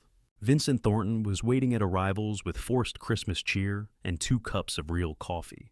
"Merry Christmas," he said, handing me one. "How was the flight?" "Long," I said. Adrienne slept through most of it. My phone showed 14 missed calls, all from Cressida. I turned the screen off and put it in my pocket. Vincent drove us to Sarasota in his truck. The Florida sun was already warm at 10:30 in the morning. Windows down, salt air, everything opposite of Chicago winter. There was a blue folder on the passenger seat. "Ash Mom left that for you," Vincent said. "Said you'd know what to do with it." I opened it at a red light. 73 pages, private investigator's report, dated September through December. Desmond's complete financial history. Chicago property records, bank statements I'd never seen, corporate filings, a timeline of every significant expense Cressida had made in the last 2 years. "When did she hire someone?" I asked. "September," Vincent said. "She never stopped believing you, even when you didn't tell her what was happening." The silence in the car felt heavier than the folder. Marlene's house in Sarasota was small, white, surrounded by palm trees, an orange tree in the front yard, Christmas lights strung along the porch railing. She opened the door before we reached it, hugged me without words, held on longer than usual. "You're safe now," she said finally. "That's all that matters." "I left him there, Marlene," I said. "I just left." "You left a problem," she said, "not a brother." Adrienne went straight to the backyard. I could see her through the kitchen window, standing by the pool where Christmas lights reflected in the water, just standing there, breathing. My phone rang again, 15th time. I silenced it and set it face down on Marlene's kitchen counter. That pelican at the airport understood something I was still learning. You can't fish in poison water, no matter how hungry you are. 6 p.m. in Chicago. Desmond told me about it later. Floyd and Loretta Redmond arrived exactly on time. Expensive car, holiday sweaters, a bottle of wine that probably cost more than the entire meal Cressida was about to serve. The dining table, 5 rotisserie chickens still in their plastic containers, instant mashed potatoes in a serving bowl, frozen rolls on a plate, the 2 pies from Whole Foods. Cressida's smile was frozen in place. The champagne she'd opened was already warm. "Where's Lawrence?" Floyd asked, looking around. "Thought he'd be here?" Cressida's smile didn't move. "He had to step away," she said. "Family emergency." "On Christmas," Loretta said. "How terrible." Desmond said the dinner was agony. Floyd kept asking about me, between bites of dry rotisserie chicken, between sips of warm champagne.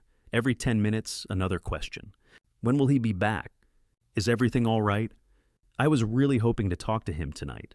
Desmond tried deflecting, changed the subject, talked about work, about the weather, about anything else. Cressida excused herself twice, came back with the same frozen smile. By 7:30, Floyd set down his fork and looked at Desmond directly. "I really need to reach him," he said. "Could I get his cell number?"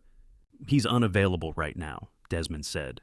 "It's important," Floyd said. "I owe that man." Cressida looked up sharply. "You owe him?" Floyd nodded. "More than I can say.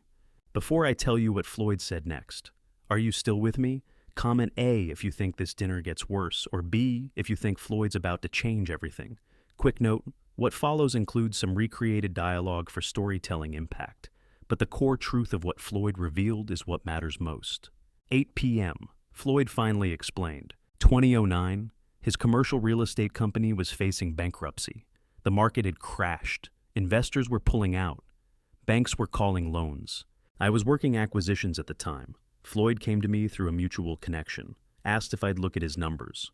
I spent 3 weekends restructuring his debt, found him an investor, renegotiated terms with his lenders, never charged him a fee, just did it because it was the right thing to do and I could help. "He saved my company," Floyd said. "Spent 3 weekends working my numbers for free, got me through the worst financial crisis of my life." Cressida stared at him. "That Lawrence did that. Rainbowing Wiperspins. Best legal mind I ever worked with," Floyd said. "That's why I asked Desmond to bring him tonight. I wanted to thank him publicly, tell him I'm hosting an industry gala in January, and I want him there as my guest of honor. What Cressida didn't know, what I only learned months later, was that Floyd Redmond had already told 3 other investors about me that December, had been planning to reconnect me with the financial community I'd left 4 years ago, had opportunities lined up that could have been worth 6 figures. And I wasn't there. Desmond said. Cressida excused herself at 8:15, didn't come back. The Redmonds left at 8:30, apologized for the early departure, thanked Desmond for the lovely evening with words that barely hid the pity. Desmond found Cressida in the study, staring at her laptop. Bank account page, transaction history. One line highlighted December 25th, 2024, 3:47 a.m. Transfer to Vincent Thornton. Amount $47,000. The emergency fund, emptied. He emptied it, she said, not looking at Desmond, just staring at the screen. He's coming back, Desmond said. He has to. Cressida closed the laptop, looked at him. Floyd Redmond just told us exactly who your father is, she said. A financial analyst good enough to save a failing company, good enough to be guest of honor at an industry gala, good enough to have opportunities worth 6 figures. She stood up. And where is he? Desmond didn't answer. He took $47,000 and disappeared, Cressida said. On Christmas morning, while we were supposed to be impressing the one person who could have actually helped us. She opened the laptop again, stared at the transaction. Desmond told me she closed it at 8:45 p.m. and said 6 words he'd never heard her use before. Find him, whatever it takes. She wasn't interested in explanations anymore. She was hunting $47,000 with a pulse. Adrienne's phone lit up at 8:15 p.m. Christmas night, and I knew from her face she'd been waiting for this call. She glanced at the screen, Cressida, and looked at me with that expression I'd seen in courtroom galleries when juries returned after deliberation. She tapped the green icon and put it on speaker. Adrienne, thank God! Cressida's voice cracked through the line. I need to talk to Lawrence. Please, just 5 minutes. My wife's voice came out steady as steel. Cressida Lawrence has made his position clear. There's nothing further to discuss. You don't understand what's happening here, Cressida said, and I could hear genuine panic threading through her words. The police are asking questions. Marlene won't return my calls. I need Lawrence to tell them this is a misunderstanding. Adrienne met my eyes. I shook my head once. I understand perfectly, Adrienne said. You took money that wasn't yours. You forged documents. You manipulated my husband's trust. Those aren't misunderstandings, Cressida. Those are crimes. I was trying to save the business for the family. By stealing from family, Adrienne said, have a pleasant evening. She ended the call. Her hand was steady as she set the phone on the coffee table, but I saw the slight tremor in her shoulders afterward. 34 years of marriage, and I'd learned that Adrienne saved her shaking for after the hard thing was done. You okay? I asked. She nodded. Better than okay. I've wanted to say that for 3 years. What does it cost us, I wondered, to finally speak the truth we've been swallowing? The phone rang again 20 minutes later. 8:35 p.m. This time, it was Desmond. Adrienne answered still on speaker. Desmond. Mom? His voice sounded hollowed out. Is Dad there? I'm here, I said. Silence stretched across the line. I heard him breathing. I need to tell you something, he finally said. About the Cayman account. Adrienne's eyes went wide. I felt something cold settle in my chest. What about it? I asked. Cressida doesn't know I'm calling. She's in the bedroom. The police left an hour ago. They searched the house, took the computers. She's falling apart. Desmond, what about the Cayman account? The login credentials? He said. I have them. The full transaction history. Everything. I looked at Adrienne. She was already reaching for the notepad we kept by the phone. Why are you telling me this? I asked. Because I'm done, Desmond said, and his voice broke. I'm done lying. I'm done pretending this was ever okay. She told me it was a legitimate tax strategy. She said your accountant approved it. But tonight when the police started asking questions, I realized, Dad, she played me too. Adrienne was writing fast now, her shorthand covering the page. I need you to send me everything, I said. Screenshots, transaction records, login details, everything you have. I'm texting them to Marlene's number now, Desmond said. 14 screenshots. The account balance is $847,000. There are transfers going back to June 2022. Some of it's your money, Dad. Some of it's from the business. Some of it I don't even know where it came from. My phone buzzed. A text from an unknown number, first batch coming through D. You understand what you're doing? I asked my son. Yeah, he said quietly. I'm choosing you. Finally, Adrienne's hand found mine. "The police are going to want to talk to you," I said. "I know, Marlene already told me. I'm ready." Desmond, "I'm sorry, Dad," he said. "I should have asked questions 3 years ago. I should have protected you instead of her. I'm sorry." The line went dead. Adrienne's phone started buzzing. Text after text, screenshots loading, bank statements, wire transfer receipts, login credentials. A digital paper trail that Cressida thought she'd buried, where no one would ever find it. I forwarded every single image to Marlene. She called at 9:47 p.m. "Lawrence, I'm looking at the screenshots Desmond sent. This is exactly what we need. Can you use it?" "Can I use it?" Marlene's laugh was sharp with satisfaction. "Lawrence, this is prosecutorial gold. We have the account number, the routing history, the transaction dates, everything matches the periods when money disappeared from your accounts. The forensic accountant is going to have a field day." "What happens now?" "Now I file an emergency motion first thing after Christmas. We freeze that Cayman account before Cressida can move a dime. We add wire fraud and money laundering to the civil complaint. And we hand copies of everything to the FBI. The FBI's wire fraud across international borders is federal," Marlene said. "This just became their problem too." I looked at Adrienne. She was reading through the screenshots on her own phone, her face illuminated by the blue glow. "How strong is this?" I asked Marlene. "This is everything we need," she said. "Cressida just lost the war." After we hung up, Adrienne and I sat in the quiet of our Florida rental, watching the screenshots load and reload on our phones. Evidence of betrayal, line by line, proof of theft, dollar by dollar, the truth finally in black and white and irrefutable. "Desmond chose us," Adrienne said softly. I thought about my son's voice on the phone, the break in it, the weight of what he'd just done.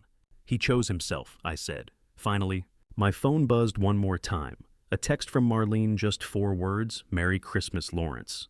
I smiled in the darkness. For the first time in 3 years, it actually felt like one. Desmond told me he was standing outside the study door at 9 p.m. on Christmas night when he heard Cressida say the words that would destroy her. "Switch to Plan B, we're filing the report tomorrow." He'd been walking past when her voice carried through the gap beneath the door. She was on the phone, her lawyer, he assumed. The POA strategy was taking too long. "They took documents and money," Cressida said. "He has cognitive decline signs. We documented it." Desmond froze. "Tomorrow morning," Cressida continued, "I'll bring Desmond as witness. He saw the confusion, the memory lapses." Desmond set his water glass on the hall table. His hand was shaking. She was planning to file a false police report.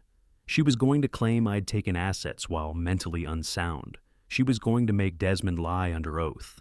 He walked to the guest bathroom, locked the door, pulled out his phone. The 14 screenshots he'd sent to Marlene earlier were still in his sent folder. The Cayman account statements, the fabricated competency report, the wire transfers. He opened a new message to Marlene. "She's preparing false police report," he typed. "Will happen tomorrow morning, Chicago. I won't lie under oath." He attached the screenshots again and pressed send. Desmond told me later that was the moment he knew his marriage was over. Not when the police searched the house, not when he discovered the offshore accounts, but when Cressida tried to make him perjure himself to destroy his own father. Marlene's phone vibrated at 9:51 p.m. She was in Vincent's kitchen. She read Desmond's message twice, then opened the screenshots again, looking for specific statute violations. She called me. "Lawrence," she said, "she's filing a false report in the morning." I was on Vincent's back porch with Adrienne watching the dark water of Sarasota Bay. "Can you stop it?" I asked. "I can do better," Marlene said. "Federal wire fraud, Illinois elder abuse, fabricated incapacity, false report conspiracy, 4 separate federal statutes, and Desmond just gave us the timeline." "What do you need from me?" I asked. "Nothing," Marlene said. "I need you to let me contact the FBI. What makes someone cross from manipulation to conspiracy, from bending rules to breaking federal law? I'd prosecuted people who made that leap. They always thought they were too smart to get caught. They always underestimated the evidence trail. Cressida was about to learn what I'd spent 30 years teaching defendants: federal prosecutors don't bluff. When I asked Marlene, "I can call the Sarasota field office tonight," she said. "They have an agent who specializes in elder financial abuse." I looked out at the bay. The water was black glass. Somewhere across that darkness, my son was sitting in a bathroom. Somewhere farther north, Cressida was planning tomorrow's performance. "It's give me one night," I said. "I want to sleep well before this starts." "I'll contact them at 7 a.m., Marlene said. "That gives us 9 hours. "What happens after you call?" Adrienne asked. "They review the evidence," Marlene said. "If it's strong enough, and this is they move fast. Arrest warrant, federal charges, coordination with Chicago PD. I slept well that night, better than I had in 3 years. At 7 a.m. on December 26th, Marlene sat in Vincent's home office and drafted a cover memo. Subject line, federal wire fraud, plus elder financial abuse minus immediate intervention requested.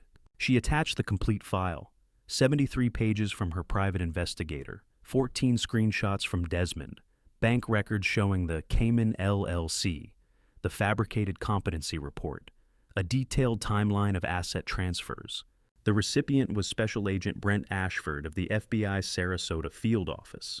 Ashford specialized in financial crimes and elder abuse cases, and Marlene had worked with him on 2 previous matters. He was methodical, relentless, and he hated people who preyed on seniors. Marlene's 73-page file was exactly the kind of case he'd been waiting for. She pressed send at 7:02 a.m. "How long until they respond?" I asked from the doorway. "Ashford works fast," Marlene said.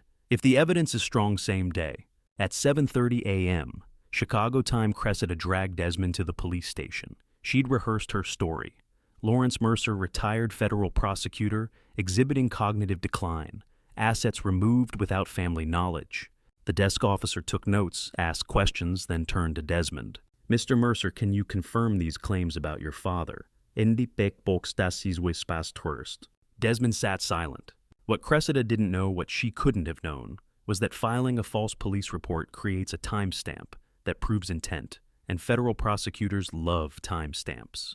"Mr. Mercer," the officer repeated. "Nothing?" "He's upset," Cressida said smoothly. "This is hard for the family." The officer handed Cressida a case number, told her an investigator would be in touch.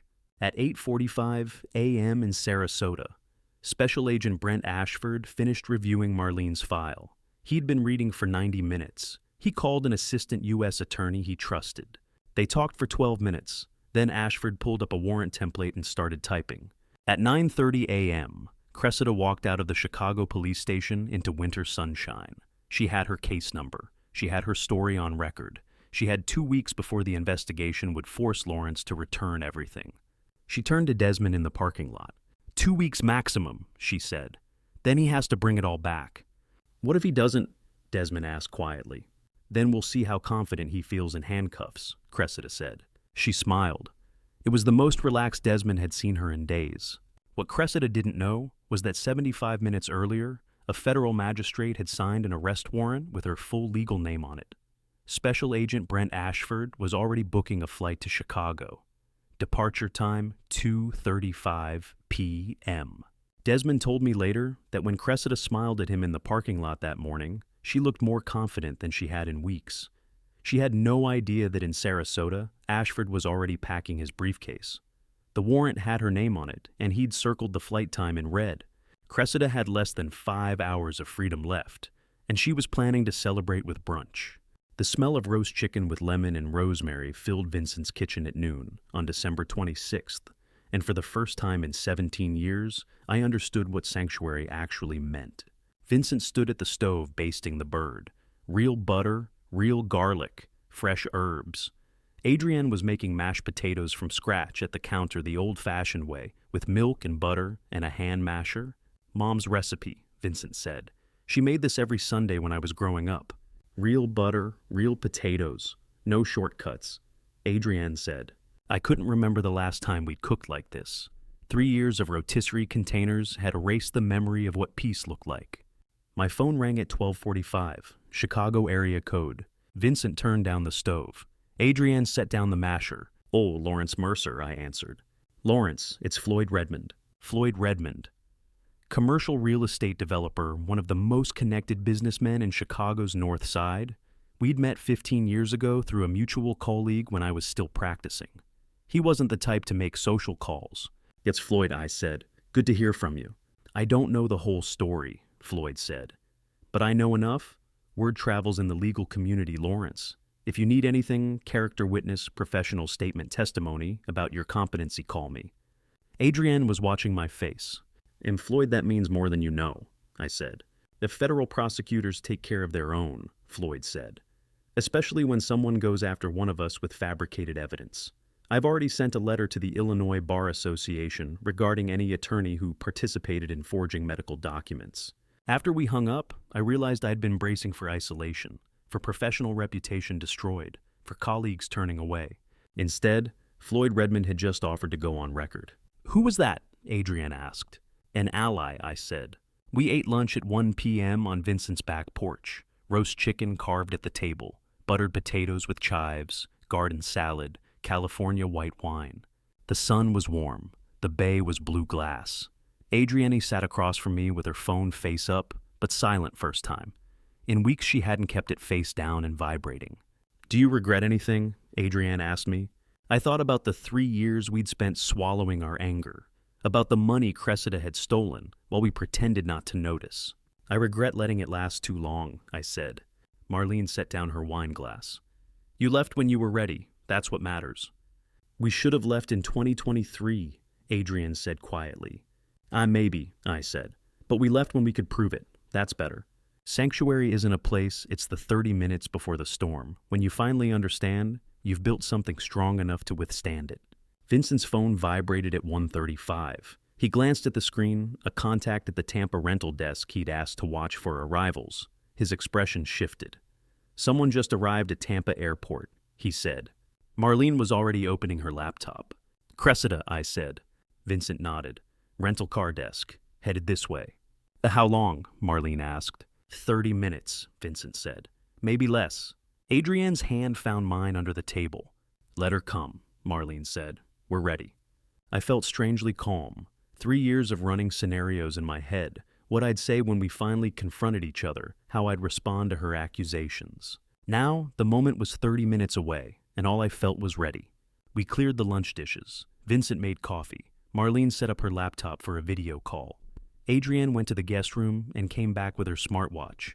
At 2 p.m. exactly, I heard a car in Vincent's driveway. Cressida walked into the kitchen wearing a navy suit and heels her courtroom armor. Desmond stood behind her, pale and silent. She saw me at the table, saw Adrienne beside me, saw the thick blue folder Marlene had placed in the center, saw Marlene on the laptop screen. We came to take you home, Cressida said. You acted without sound mind and... Stop talking, Cressida, I said. She blinked. I'd never interrupted her before. You have no authority here, she said. Open the folder, I said. She didn't move. Adrienne reached across the table and flipped it open. The first page was the fabricated competency report with Dr. Whitmore's forged signature. The second page was Dr. Whitmore's sworn statement that he'd never evaluated me and never signed the document. Cressida's face went carefully blank. That's evidence, Marlene said from the laptop screen. 73 pages of it. What I didn't know until months later was that Adrienne had started recording conversations in September, the same month Marlene hired the private investigator. While I'd been planning exit strategies, Adrienne had been building a federal case. Adrienne placed her smartwatch on the kitchen table. I have 47 audio files, Adrienne said quietly. Every conversation I participated in directly over 6 months. Combined with Judith Shelton's independent testimony, it's enough for criminal prosecution. Cressida's lawyer instincts kicked in. That's illegal recording, inadmissible. Judith's sworn statement is independent testimony, admissible without question, Marlene said from the screen. And the audio files have been cleared by the prosecutor under the participant recording framework. So is everything else in the package. Cressida turned to Desmond. Her voice was sharp. Desmond, tell them this is wrong. Desmond looked at the blue folder, at the laptop screen, at me. I can't, he said quietly, because what they say is the truth. Cressida's face went white. You just destroyed this family. No, Desmond said. You did that 3 years ago. Vincent stood, crossed the kitchen without a word, opened the living room door. Someone had been waiting there the entire time. Marlene closed her laptop. I stood. Cressida's confidence finally cracked. He's been here since 1:30, Vincent said. Who, I asked, though I already knew. Special Agent Ashford, Marlene said. FBI. Vincent stepped aside, and Special Agent Brent Ashford walked into the kitchen, wearing a dark suit and an expression I recognized from documentaries, the look federal agents get when they've spent 3 hours reviewing evidence and know exactly how the next 10 minutes will unfold. He was holding an arrest warrant, and Cressida's name was printed in capital letters at the top. She had about 90 seconds before her life changed permanently. Special Agent Ashford's voice was exactly what you'd expect from someone who'd read arrest warrants 100 times flat procedural and utterly without mercy. Cressida Ann Whitfield, he said, holding the warrant where she could see it. You are under arrest for wire fraud under 18 U.S.C. Section 1343 conspiracy to commit elder financial abuse, fabrication of mental incapacity, documentation, and filing a false police report on December 26, 2024, in Chicago, Illinois. Cressida stared at him. Her face had gone white. This is a mistake, she said. I have a lawyer. You have the right to call your lawyer, Ashford said. You have the right to remain silent. Anything you say can and will be used against you in a court of law. I watched from Vincent's kitchen table. 30 years of reading people in courtrooms had taught me exactly what Cressida was feeling, the moment when you realize the system you thought you could manipulate is about to crush you instead. Desmond, Cressida said, her voice sharp with panic. Tell them this is wrong. Desmond was looking at the floor. Desmond, Cressida's voice cracked. He didn't look up. Cressida turned to me, met my eyes, saw something there that made her take a half step back. You did this, she said quietly. All of you. No, that's I said. You did this 3 years ago. We just made sure there was evidence. Ashford turned her around. The handcuffs clicked closed around her wrists. There's a specific sound handcuffs make when they close on someone who never expected to wear them, quieter than you'd think, but permanent in a way that echoes. Agent Ashford, Desmond said suddenly. Everyone looked at Desmond. I have information about the offshore account, Desmond said. His voice was steady. The Cayman LLC structure, the wire transfers, all of it. Cressida's eyes went wide. Desmond, I'm ready to cooperate, Desmond said, looking directly at Ashford. Fully. I felt something shift in my chest. 17 years since Desmond and I had stood on the same side of anything. I nodded at him. Once. The smallest acknowledgement. He nodded back. We'll talk after I complete this arrest, Ashford said. But yes, we'll talk. Ashford guided Cressida toward the door. She was talking now, fast, desperate words about lawyers and mistakes and people who would pay for this. The door opened. Florida heat rolled into Vincent's air-conditioned kitchen. You will all regret this, Cressida said, looking back at us. Every single one of you. Let's watch your head, Ashford said. The door closed. Vincent turned the deadbolt. She won't be back, he said quietly. The house was suddenly profoundly quiet. I could hear the air conditioner humming, the clock on Vincent's wall ticking, Adrienne's breathing beside me. 17 years of noise and now silence. Vincent's cat, Walter, walked into the living room, Orange Tabby completely unconcerned with federal arrests. He jumped onto the sofa, circled twice, and curled up to sleep. That's Walter, Vincent said. He doesn't care about your drama. Adrienne laughed. It was the first real laugh I'd heard from her in weeks. I want to be more like Walter. We should all want to be more like Walter, I said. Desmond was still standing by the kitchen table. He looked lost. Sit, Adrienne said, pulling out a chair. He sat. For a long moment, nobody spoke. Then Desmond put his hands flat on the table. I knew, he said quietly. Knew longer than I wanted to admit. Adrienne and I waited. She told me it was legitimate tax strategy, Desmond said. Told me your accountant had approved it. But I never asked to see the paperwork. Never questioned why she needed my signature on documents I didn't read. He looked up at me. Kept telling myself I had no choice, he said. But I did. Every time I stayed silent was a choice. You made the right choice when it mattered most, I said. Desmond's eyes were wet. Did I just finally get scared enough to stop lying? Does it matter? Adrienne asked gently. You're here now. What Desmond told me months later was that the moment he offered to cooperate, he felt lighter than he had in 6 years. Not because Cressida was arrested, but because he'd finally stopped lying. We talked until 4 p.m. Not about the case, not about evidence, about the years we'd lost, about the grandson Adrienne and I had missed watching grow up, about the Christmas dinners that felt like hostage negotiations. At 3:45, Adrienne reached across the table and put her hand on Desmond's. We love you, she said. That doesn't change. Desmond nodded, not trusting his voice. But we won't be made invisible for anyone's convenience, Adrienne continued. Including yours. Do you understand? I understand, Desmond said, and I'm sorry. We know, Adrienne said. Now we move forward. At 10 p.m., I was sitting on Vincent's back porch with cold tea. The bay was black glass. My phone rang. Floyd Redmond. Yes, Lawrence, Floyd said. I have a complex trust litigation case. Estate worth $12 million, 3 generations fighting. I need the best. Want the one I trust. Floyd, I just retired from all this, I said.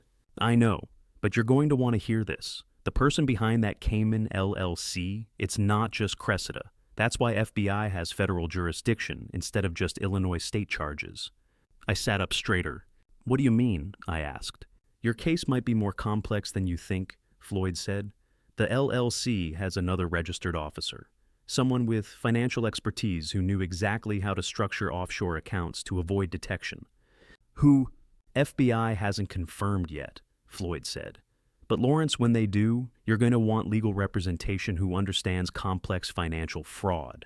I'm offering you the consulting role so you have income while this plays out. I know you retired from law, but financial restructuring strategy is different, and you're the best I've ever seen at it. But I'm also warning you, this isn't over. After we hung up, I sat on that porch until midnight, thinking about Floyd's words. The person behind the LLC wasn't just Cressida. 38 years in law had taught me one thing. When you think you've seen the whole picture, you've usually just found its frame. Somewhere in that Cayman account structure was another name, and I had a feeling I was going to recognize it. The investigation wasn't over. It was just beginning. The key turned in our Chicago front door on December 29th, and I realized I'd been holding my breath for 4 days waiting to see if home would still feel like home. The house was exactly as we'd left it Christmas morning, books on the coffee table, Adrienne's reading glasses on the kitchen counter, my coffee mug in the sink, everything frozen in the moment before we'd walked out. Adrienne stood in the entryway looking around. It looks the same, she said, but it feels different, I said. Because we're different, Adrienne said. She was right. 4 days ago, we'd left this house as people running. We'd come back as people who'd won. I walked to the back garden in the late afternoon light. Dead leaves still clinging to the oak branches, frost on the fence, rose bushes winter bare and waiting for spring. Judith Shelton was trimming her hedge despite the cold, wearing her green gardening coat and wool gloves. She looked up when she heard the back door. You're back, she said. I wondered. We're back, I said. She set down her shears, pulled off one glove, looked at me across the fence the way she had that September afternoon when she'd told me what she'd witnessed. Marlene Garrison called me last week, Judith said. I walked closer to the fence. Did you tell her? I asked. Yes, Judith said. Everything I saw over 17 years, every conversation I overheard, every time Cressida spoke to you like you were a child who needed managing. She paused, looked down at her bare hand holding the cold metal of the fence. I gave Marlene a detailed statement. Judith continued. 4 hours on the phone, she recorded all of it, said it corroborated everything else they had documented. Judith, that took courage, I said. No, she said quietly. It took 67 years of watching things happen and doing nothing. I've waited my whole life to do something useful, Lawrence. This was it. I felt something catch in my chest. Judith Shelton, quiet neighbor widow gardener, had spent her whole life thinking she hadn't done anything useful, and then she'd witnessed truth and spoken it, and that had been enough. You already have, Judith, I said, from the moment you told me that day. You gave me permission to trust what I was seeing. She nodded, put her glove back on, picked up her shears. Your roses will bloom again in May, she said. They always do. Gardens in late December look dead, but the roots are just waiting. Everything that matters is happening underground where you can't see it yet. That evening, snow started falling. I stood at the kitchen window, watching the garden disappear under white. Judith's light was on next door. The oak branches were collecting snow like lace. My phone rang. Marlene. Case file complete, she said. All charges, I asked. At Federal Wire Fraud, Illinois, elder abuse, Skiffy false police report, the fabricated mental health documentation, Marlene said. The prosecutor has everything. Trial date will be set in February. And the third party, I asked. Floyd mentioned someone else behind the LLC. Marlene was quiet for a moment. With information from Floyd about the third party, FBI is opening a separate investigation, she said. The Cayman LLC structure has another beneficiary, someone with financial expertise who helped Cressida structure the accounts to avoid detection. Who is it? I asked. They won't say yet, Marlene said, still building the case. But, Lawrence, when they do reveal it, you're going to want to be sitting down. I watched the snow fall harder, thought about who I'd trusted over the years, who had the financial expertise to build offshore structures, who Cressida might have recruited. And Desmond, I asked. Cooperation agreement signed, Marlene said. He testified to everything. The prosecutor is recommending probation. Fines loses his fintech license for 5 years, but no prison. No prison, I repeated. Adrienne looked up from the sofa. He testified, Marlene said. He chose truth when it mattered. That counts. After we hung up, I told Adrienne about Desmond, about the cooperation agreement, about the 5 years without his license but no prison time. He gets to start over, Adrienne said. We all do, I said. The first Saturday morning after we returned, I opened the cabinet where I kept my cooking things. The navy apron was folded in the back behind the dish towel's deep pockets, old flour stains that wouldn't wash out cotton, worn soft from 15 years of Saturday mornings. I pulled it out, held it, put it on for the first time since Cressida had told me it looked unprofessional and bought me a size M replacement that never fit. Adrienne walked into the kitchen, stopped when she saw me. I haven't seen that apron in years, she said. It's been in the cabinet, I said. Waiting. Make the Dutch apple ones, Adrienne said. What I didn't tell Adrienne that morning was that Cressida's apron, the size M one, she bought specifically for me, still with tags attached, was sitting in an FBI evidence box labeled Fabricated Domesticity Item 47. I made Dutch apple pancakes, the kind with cinnamon and brown sugar and real maple syrup. The kind that take 40 minutes and fill the whole house with the smell of weekend mornings that belong to nobody's schedule but your own. Adrienne sat on the kitchen stool just watching. No Cressida, no lists, no dress codes or performance reviews of how I'd failed to measure up. Just our kitchen, Saturday morning, pancake smell, 34 years of marriage that didn't need verbal explanation. This is what it was always supposed to be, Adrienne said quietly. It's just us, I said. Saturday pancakes. Perfect, Adrienne said. That night, I thought about Floyd's words again, the third party behind the Cayman LLC. The FBI was building a case, Marlene said, but wouldn't reveal the name yet. I went to bed, wondering if the person who had helped Cressida steal from me was someone I'd trusted, someone I knew. The investigation wasn't over. It was just entering a new phase. And in 3 weeks, I'd learn exactly who that third party was. Desmond was sitting on our front steps Sunday morning when I came back from the corner store, snow falling on his shoulders like he'd been there long enough to forget he was cold. I stopped on the sidewalk holding coffee and the Sunday paper. He was looking at his hands, not at his phone, not at the street. Just his hands like they contained an answer to a question he hadn't figured out how to ask yet. How long have you been here? I asked. 20 minutes, Desmond said. Maybe 30. You could have called? I know, he said. I walked up the steps, stood there looking down at my son sitting in falling snow. He looked smaller than I remembered, tired, like someone who'd been carrying something heavy for too long and had finally set it down. I sat beside him on the cold concrete. The snow kept falling. Neither of us spoke. Somewhere down the street, a dog barked. A car drove past with chains on the tires. Judith Shelton's wind chimes were making that hollow winter sound. Dad, Desmond said finally, do you ever want to give up on someone? Yes, I said. He looked at me, surprised by the honesty maybe, or by the fact that I didn't deflect. Hey, how did you get past it? He asked. I thought about that question, about the 3 years I'd spent wanting to give up on Desmond, about the Christmas mornings when he'd sat silent while Cressida told me what I couldn't wear or say or cook, about the phone calls that went unreturned and the birthdays he'd forgotten and the grandson I'd watched grow up through photographs sent by strangers on social media. I remember why I loved that person to begin with, I said. Then I asked if that reason is still there. And if it is, Desmond asked. Then you start from there, I said. The snow kept falling. Desmond nodded slowly. The reason is still there, he said quietly. I just forgot it was there. Got buried under everything else. I know, I said. We sat in silence for another minute. The cold was seeping through my coat, but I didn't move. Sometimes the most important conversations happen when you're too cold or too tired to perform them properly. Snow doesn't apologize for falling. It just covers what was there before and forces you to start fresh footstep by footstep. The front door opened. Adrienne stood there holding a dish towel, seeing her husband and son sitting in falling snow, having a conversation that looked like it needed privacy, but also looked like it might need rescue. "Come inside," she said. "I just made tea." Desmond looked up at her. "I didn't mean to intrude." "You're not," Adrienne said. "Come in." We sat at the old kitchen table. The one Cressida had said was outdated and needed replacing. The one Adrienne had refused to let go because her mother had given it to us 30 years ago.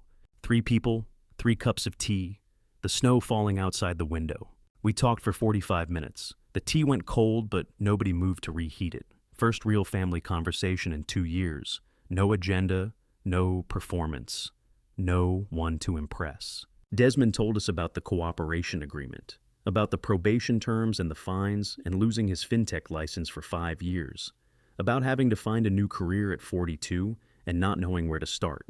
"I want to rebuild this," Desmond said, gesturing at the 3 of us, "but I don't know how."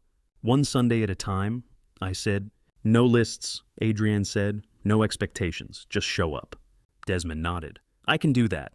January unfolded with new rhythms. Desmond called every day, not asking for anything, not apologizing again, just checking in. How was the weather? What were we having for dinner? Did we need anything from the store? First week awkward, both of us too careful with our words. Second week easier, conversations that lasted more than 2 minutes. Third week normal, the kind of normal we'd had before Cressida, when Desmond was just my son and I was just his father, and we didn't need scripts to talk to each other. "Dad," Desmond said on a Tuesday afternoon, "want me to come over for dinner?" "Tuesday works," I said. "Bring bread." "I'll be there at 6, Desmond said. What nobody tells you about reconciliation is that it looks nothing like the movies, no dramatic speeches, no crying embraces, just cold tea, and someone showing up on Tuesday with bread, like you asked. Adrienne registered for an indoor gardening class at the community center, Thursdays at 2 p.m. She didn't ask if it was okay. She just signed up and told me she'd be out Thursday afternoons. I booked tickets to Sarasota for March. Vincent had a guest room, and Marlene wanted to show us the beaches. 2 weeks in Florida. Adrienne and I hadn't taken a vacation in 4 years. "I'm taking a gardening class Thursdays," Adrienne said. "Good," I said. I booked March tickets to see Marlene. Adrienne looked at me, smiled. "We're doing things for ourselves again." "Yes," I said, "we are. Small autonomous choices that didn't require anyone's approval. That was the real victory." Marlene called in late January. "A status update," she said. "Cressida's seeking defense counsel. Found someone willing to take the case, expensive, based in New York, specializes in white-collar defense." "And the third party?" I asked. "The other person in the Cayman LLC? Still under investigation," Marlene said. "FBI won't say who yet. They're building the case carefully. Expect trial late 2025 for Cressida. The third-party investigation might take longer." "Anything else?" I asked. "One thing," Marlene said. "The assumption that your time and labor could be taken without asking is gone. That's the most important change, Lawrence. Not the legal victory, not even getting the money back. The fact that you don't answer to anyone but yourselves now." After we hung up, I told Adrienne what Marlene had said. "She's right," Adrienne said. "The biggest change is that we get to decide everything for ourselves." That night, Adrienne asked me if I thought we'd ever find out who the third party was. I told her the truth, the FBI would reveal it when they were ready, probably months from now. But I was already starting to suspect, and the thought made me sick. There was only one person Cressida trusted enough to share an offshore account with. And if I was right, the betrayal ran deeper than I'd imagined. Adrienne called from the kitchen on a January evening, asking if I could find the old shoebox of photos, and I knew exactly which one she meant without asking. I found it in the hall closet behind the winter coats. Old cardboard corners, soft, from decades of being moved from apartment to house, to larger house, to this house. I brought it to the kitchen, where Adrienne had cleared space on the table. "I wanted to see the old ones," she said, "before everything." "Before what?" I asked. "Before we forgot what we looked like when we were just us," Adrienne said. "We opened it together. Photos from the 90s when film still came in canisters, and you waited a week to see what you'd captured. Birthdays with cake frosting, Desmond at 9, holding a fish gap-toothed and proud, Marlene young with dark hair at our wedding, Adrienne's parents before they died, faded Kodak colors and dates stamped in orange in the corner. "Look at Desmond," I said. "He was so small." "Your hair was so dark," Adrienne said. "Yours too," I said. We sorted them slowly, creating piles that made sense only to us. Family, friends, houses we'd lived in, cars we'd owned. The archaeology of 34 years laid out on a kitchen table. Near the bottom, Adrienne pulled out a photo I didn't remember. Christmas, 10 years ago. Our kitchen before we repainted it, cream. Adrienne at the stove stirring something, me behind her hand around her shoulder. Both of us laughing at something outside the frame, not looking at the camera, not posing, just caught in a moment that someone Desmond maybe or Marlene had decided to preserve. "I don't remember this," Adrienne said. "I don't remember the moment," I said, "but I remember the feeling." "What feeling?" Adrienne asked. I looked at the photo, tried to remember what we'd been laughing about. Couldn't. But I remembered something deeper than the moment. "Being where I wanted to be," I said. Adrienne was quiet. "Because you should not be alone in that kitchen," I said. Not watching from a comfortable distance, not stepping in for required moments and retreating for the rest. Just in it. For all of it. What photographs actually capture isn't the moment. It's the proof that you were once in a place where you didn't need to perform, didn't need to plan 3 moves ahead, didn't need to wonder if you were allowed to laugh. "I'm not alone now," Adrienne said quietly. She got up and found a frame in the cabinet, slid the photo inside, placed it on the kitchen shelf beside the small glass she used every morning for orange juice. Nothing special about the glass except it was still there after 15 years. 2 objects, photo and glass. Proof of continuity. "We should have gone to Florida sooner," Adrienne said. "We were in the place we needed to be," I said, "until we weren't." "That is very philosophical for a January night," Adrienne said. "I am a deep person, Adrienne," I said. She laughed. Real laughter. The kind that doesn't need explanation. This is what 34 years are for. Not Thanksgiving dinners calibrated for networking. Not conversations performed for approval. Just this 2 people in their kitchen laughing at something small with nowhere they had to be and no one they had to impress. "This is what we were supposed to have all along," I said. The shoebox went back to the closet. The frame photo stayed on the shelf. April morning, my phone rang. Marlene. "Cressida pleads guilty," she said without preamble. "Federal wire fraud. Plea deal. 3 years federal prison, full restitution forfeiture of the Cayman LLC. I sat down in my study chair. "And Desmond?" I asked.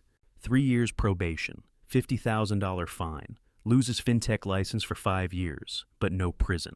His cooperation counted, Marlene said. "The third party Vortels?" I asked. "Still under FBI investigation," Marlene said. "They haven't revealed the identity yet. Might take another year to build that case. But, Lawrence, it's over. The main case is over." After we hung up, I sat in the quiet of my study. 3 years federal prison, full restitution. It was more than some people got and less than others deserved, but it was justice measured and delivered. I opened my desk drawer. Inside was something the FBI had returned after the case closed. The size M linen apron Cressida had bought for me. Tag still on. $34.99 on Amazon. Never worn. Folded flat in an evidence bag labeled Item 47 Fabricated Domesticity. An apron is supposed to protect you while you cook for people you love, but Cressida's size M, linen 1 tag, still attached, protected nothing and fed no one. I walked to the kitchen. Adrienne was reading at the table with morning coffee. I hung the size M apron on the empty hook beside my navy one. "Why are you keeping it?" Adrienne asked. "As a reminder," I said. "Of what?"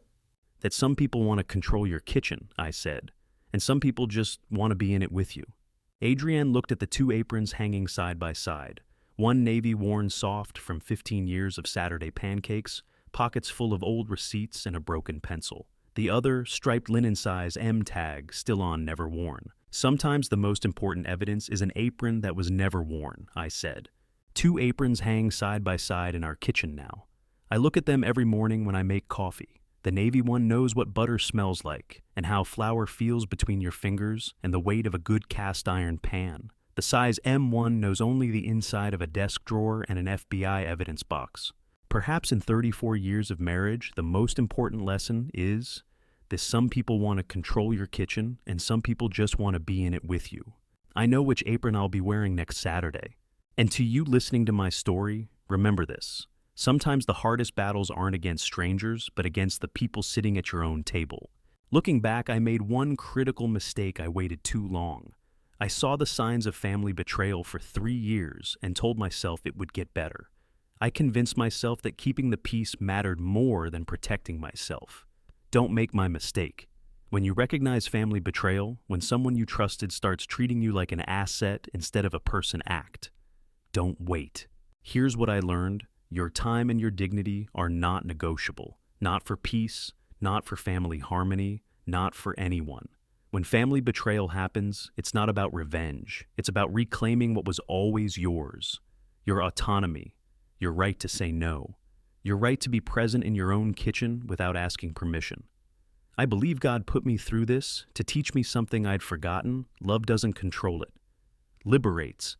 Real family doesn't make you smaller to fit their plans. They make space for you to be exactly who you are. If this story resonated with you, I'd be honored if you'd leave a comment sharing your thoughts. Have you ever faced something similar? Share this video with someone who might need to hear it. And if you're not already subscribed to Revenge, Dad, please consider subscribing. These stories matter, and your presence here matters too. Thank you for staying until the very end. It means more than you know. One final note. Some details in this story have been fictionalized for storytelling and to protect privacy. What remains true is the lesson, and I hope it serves you well.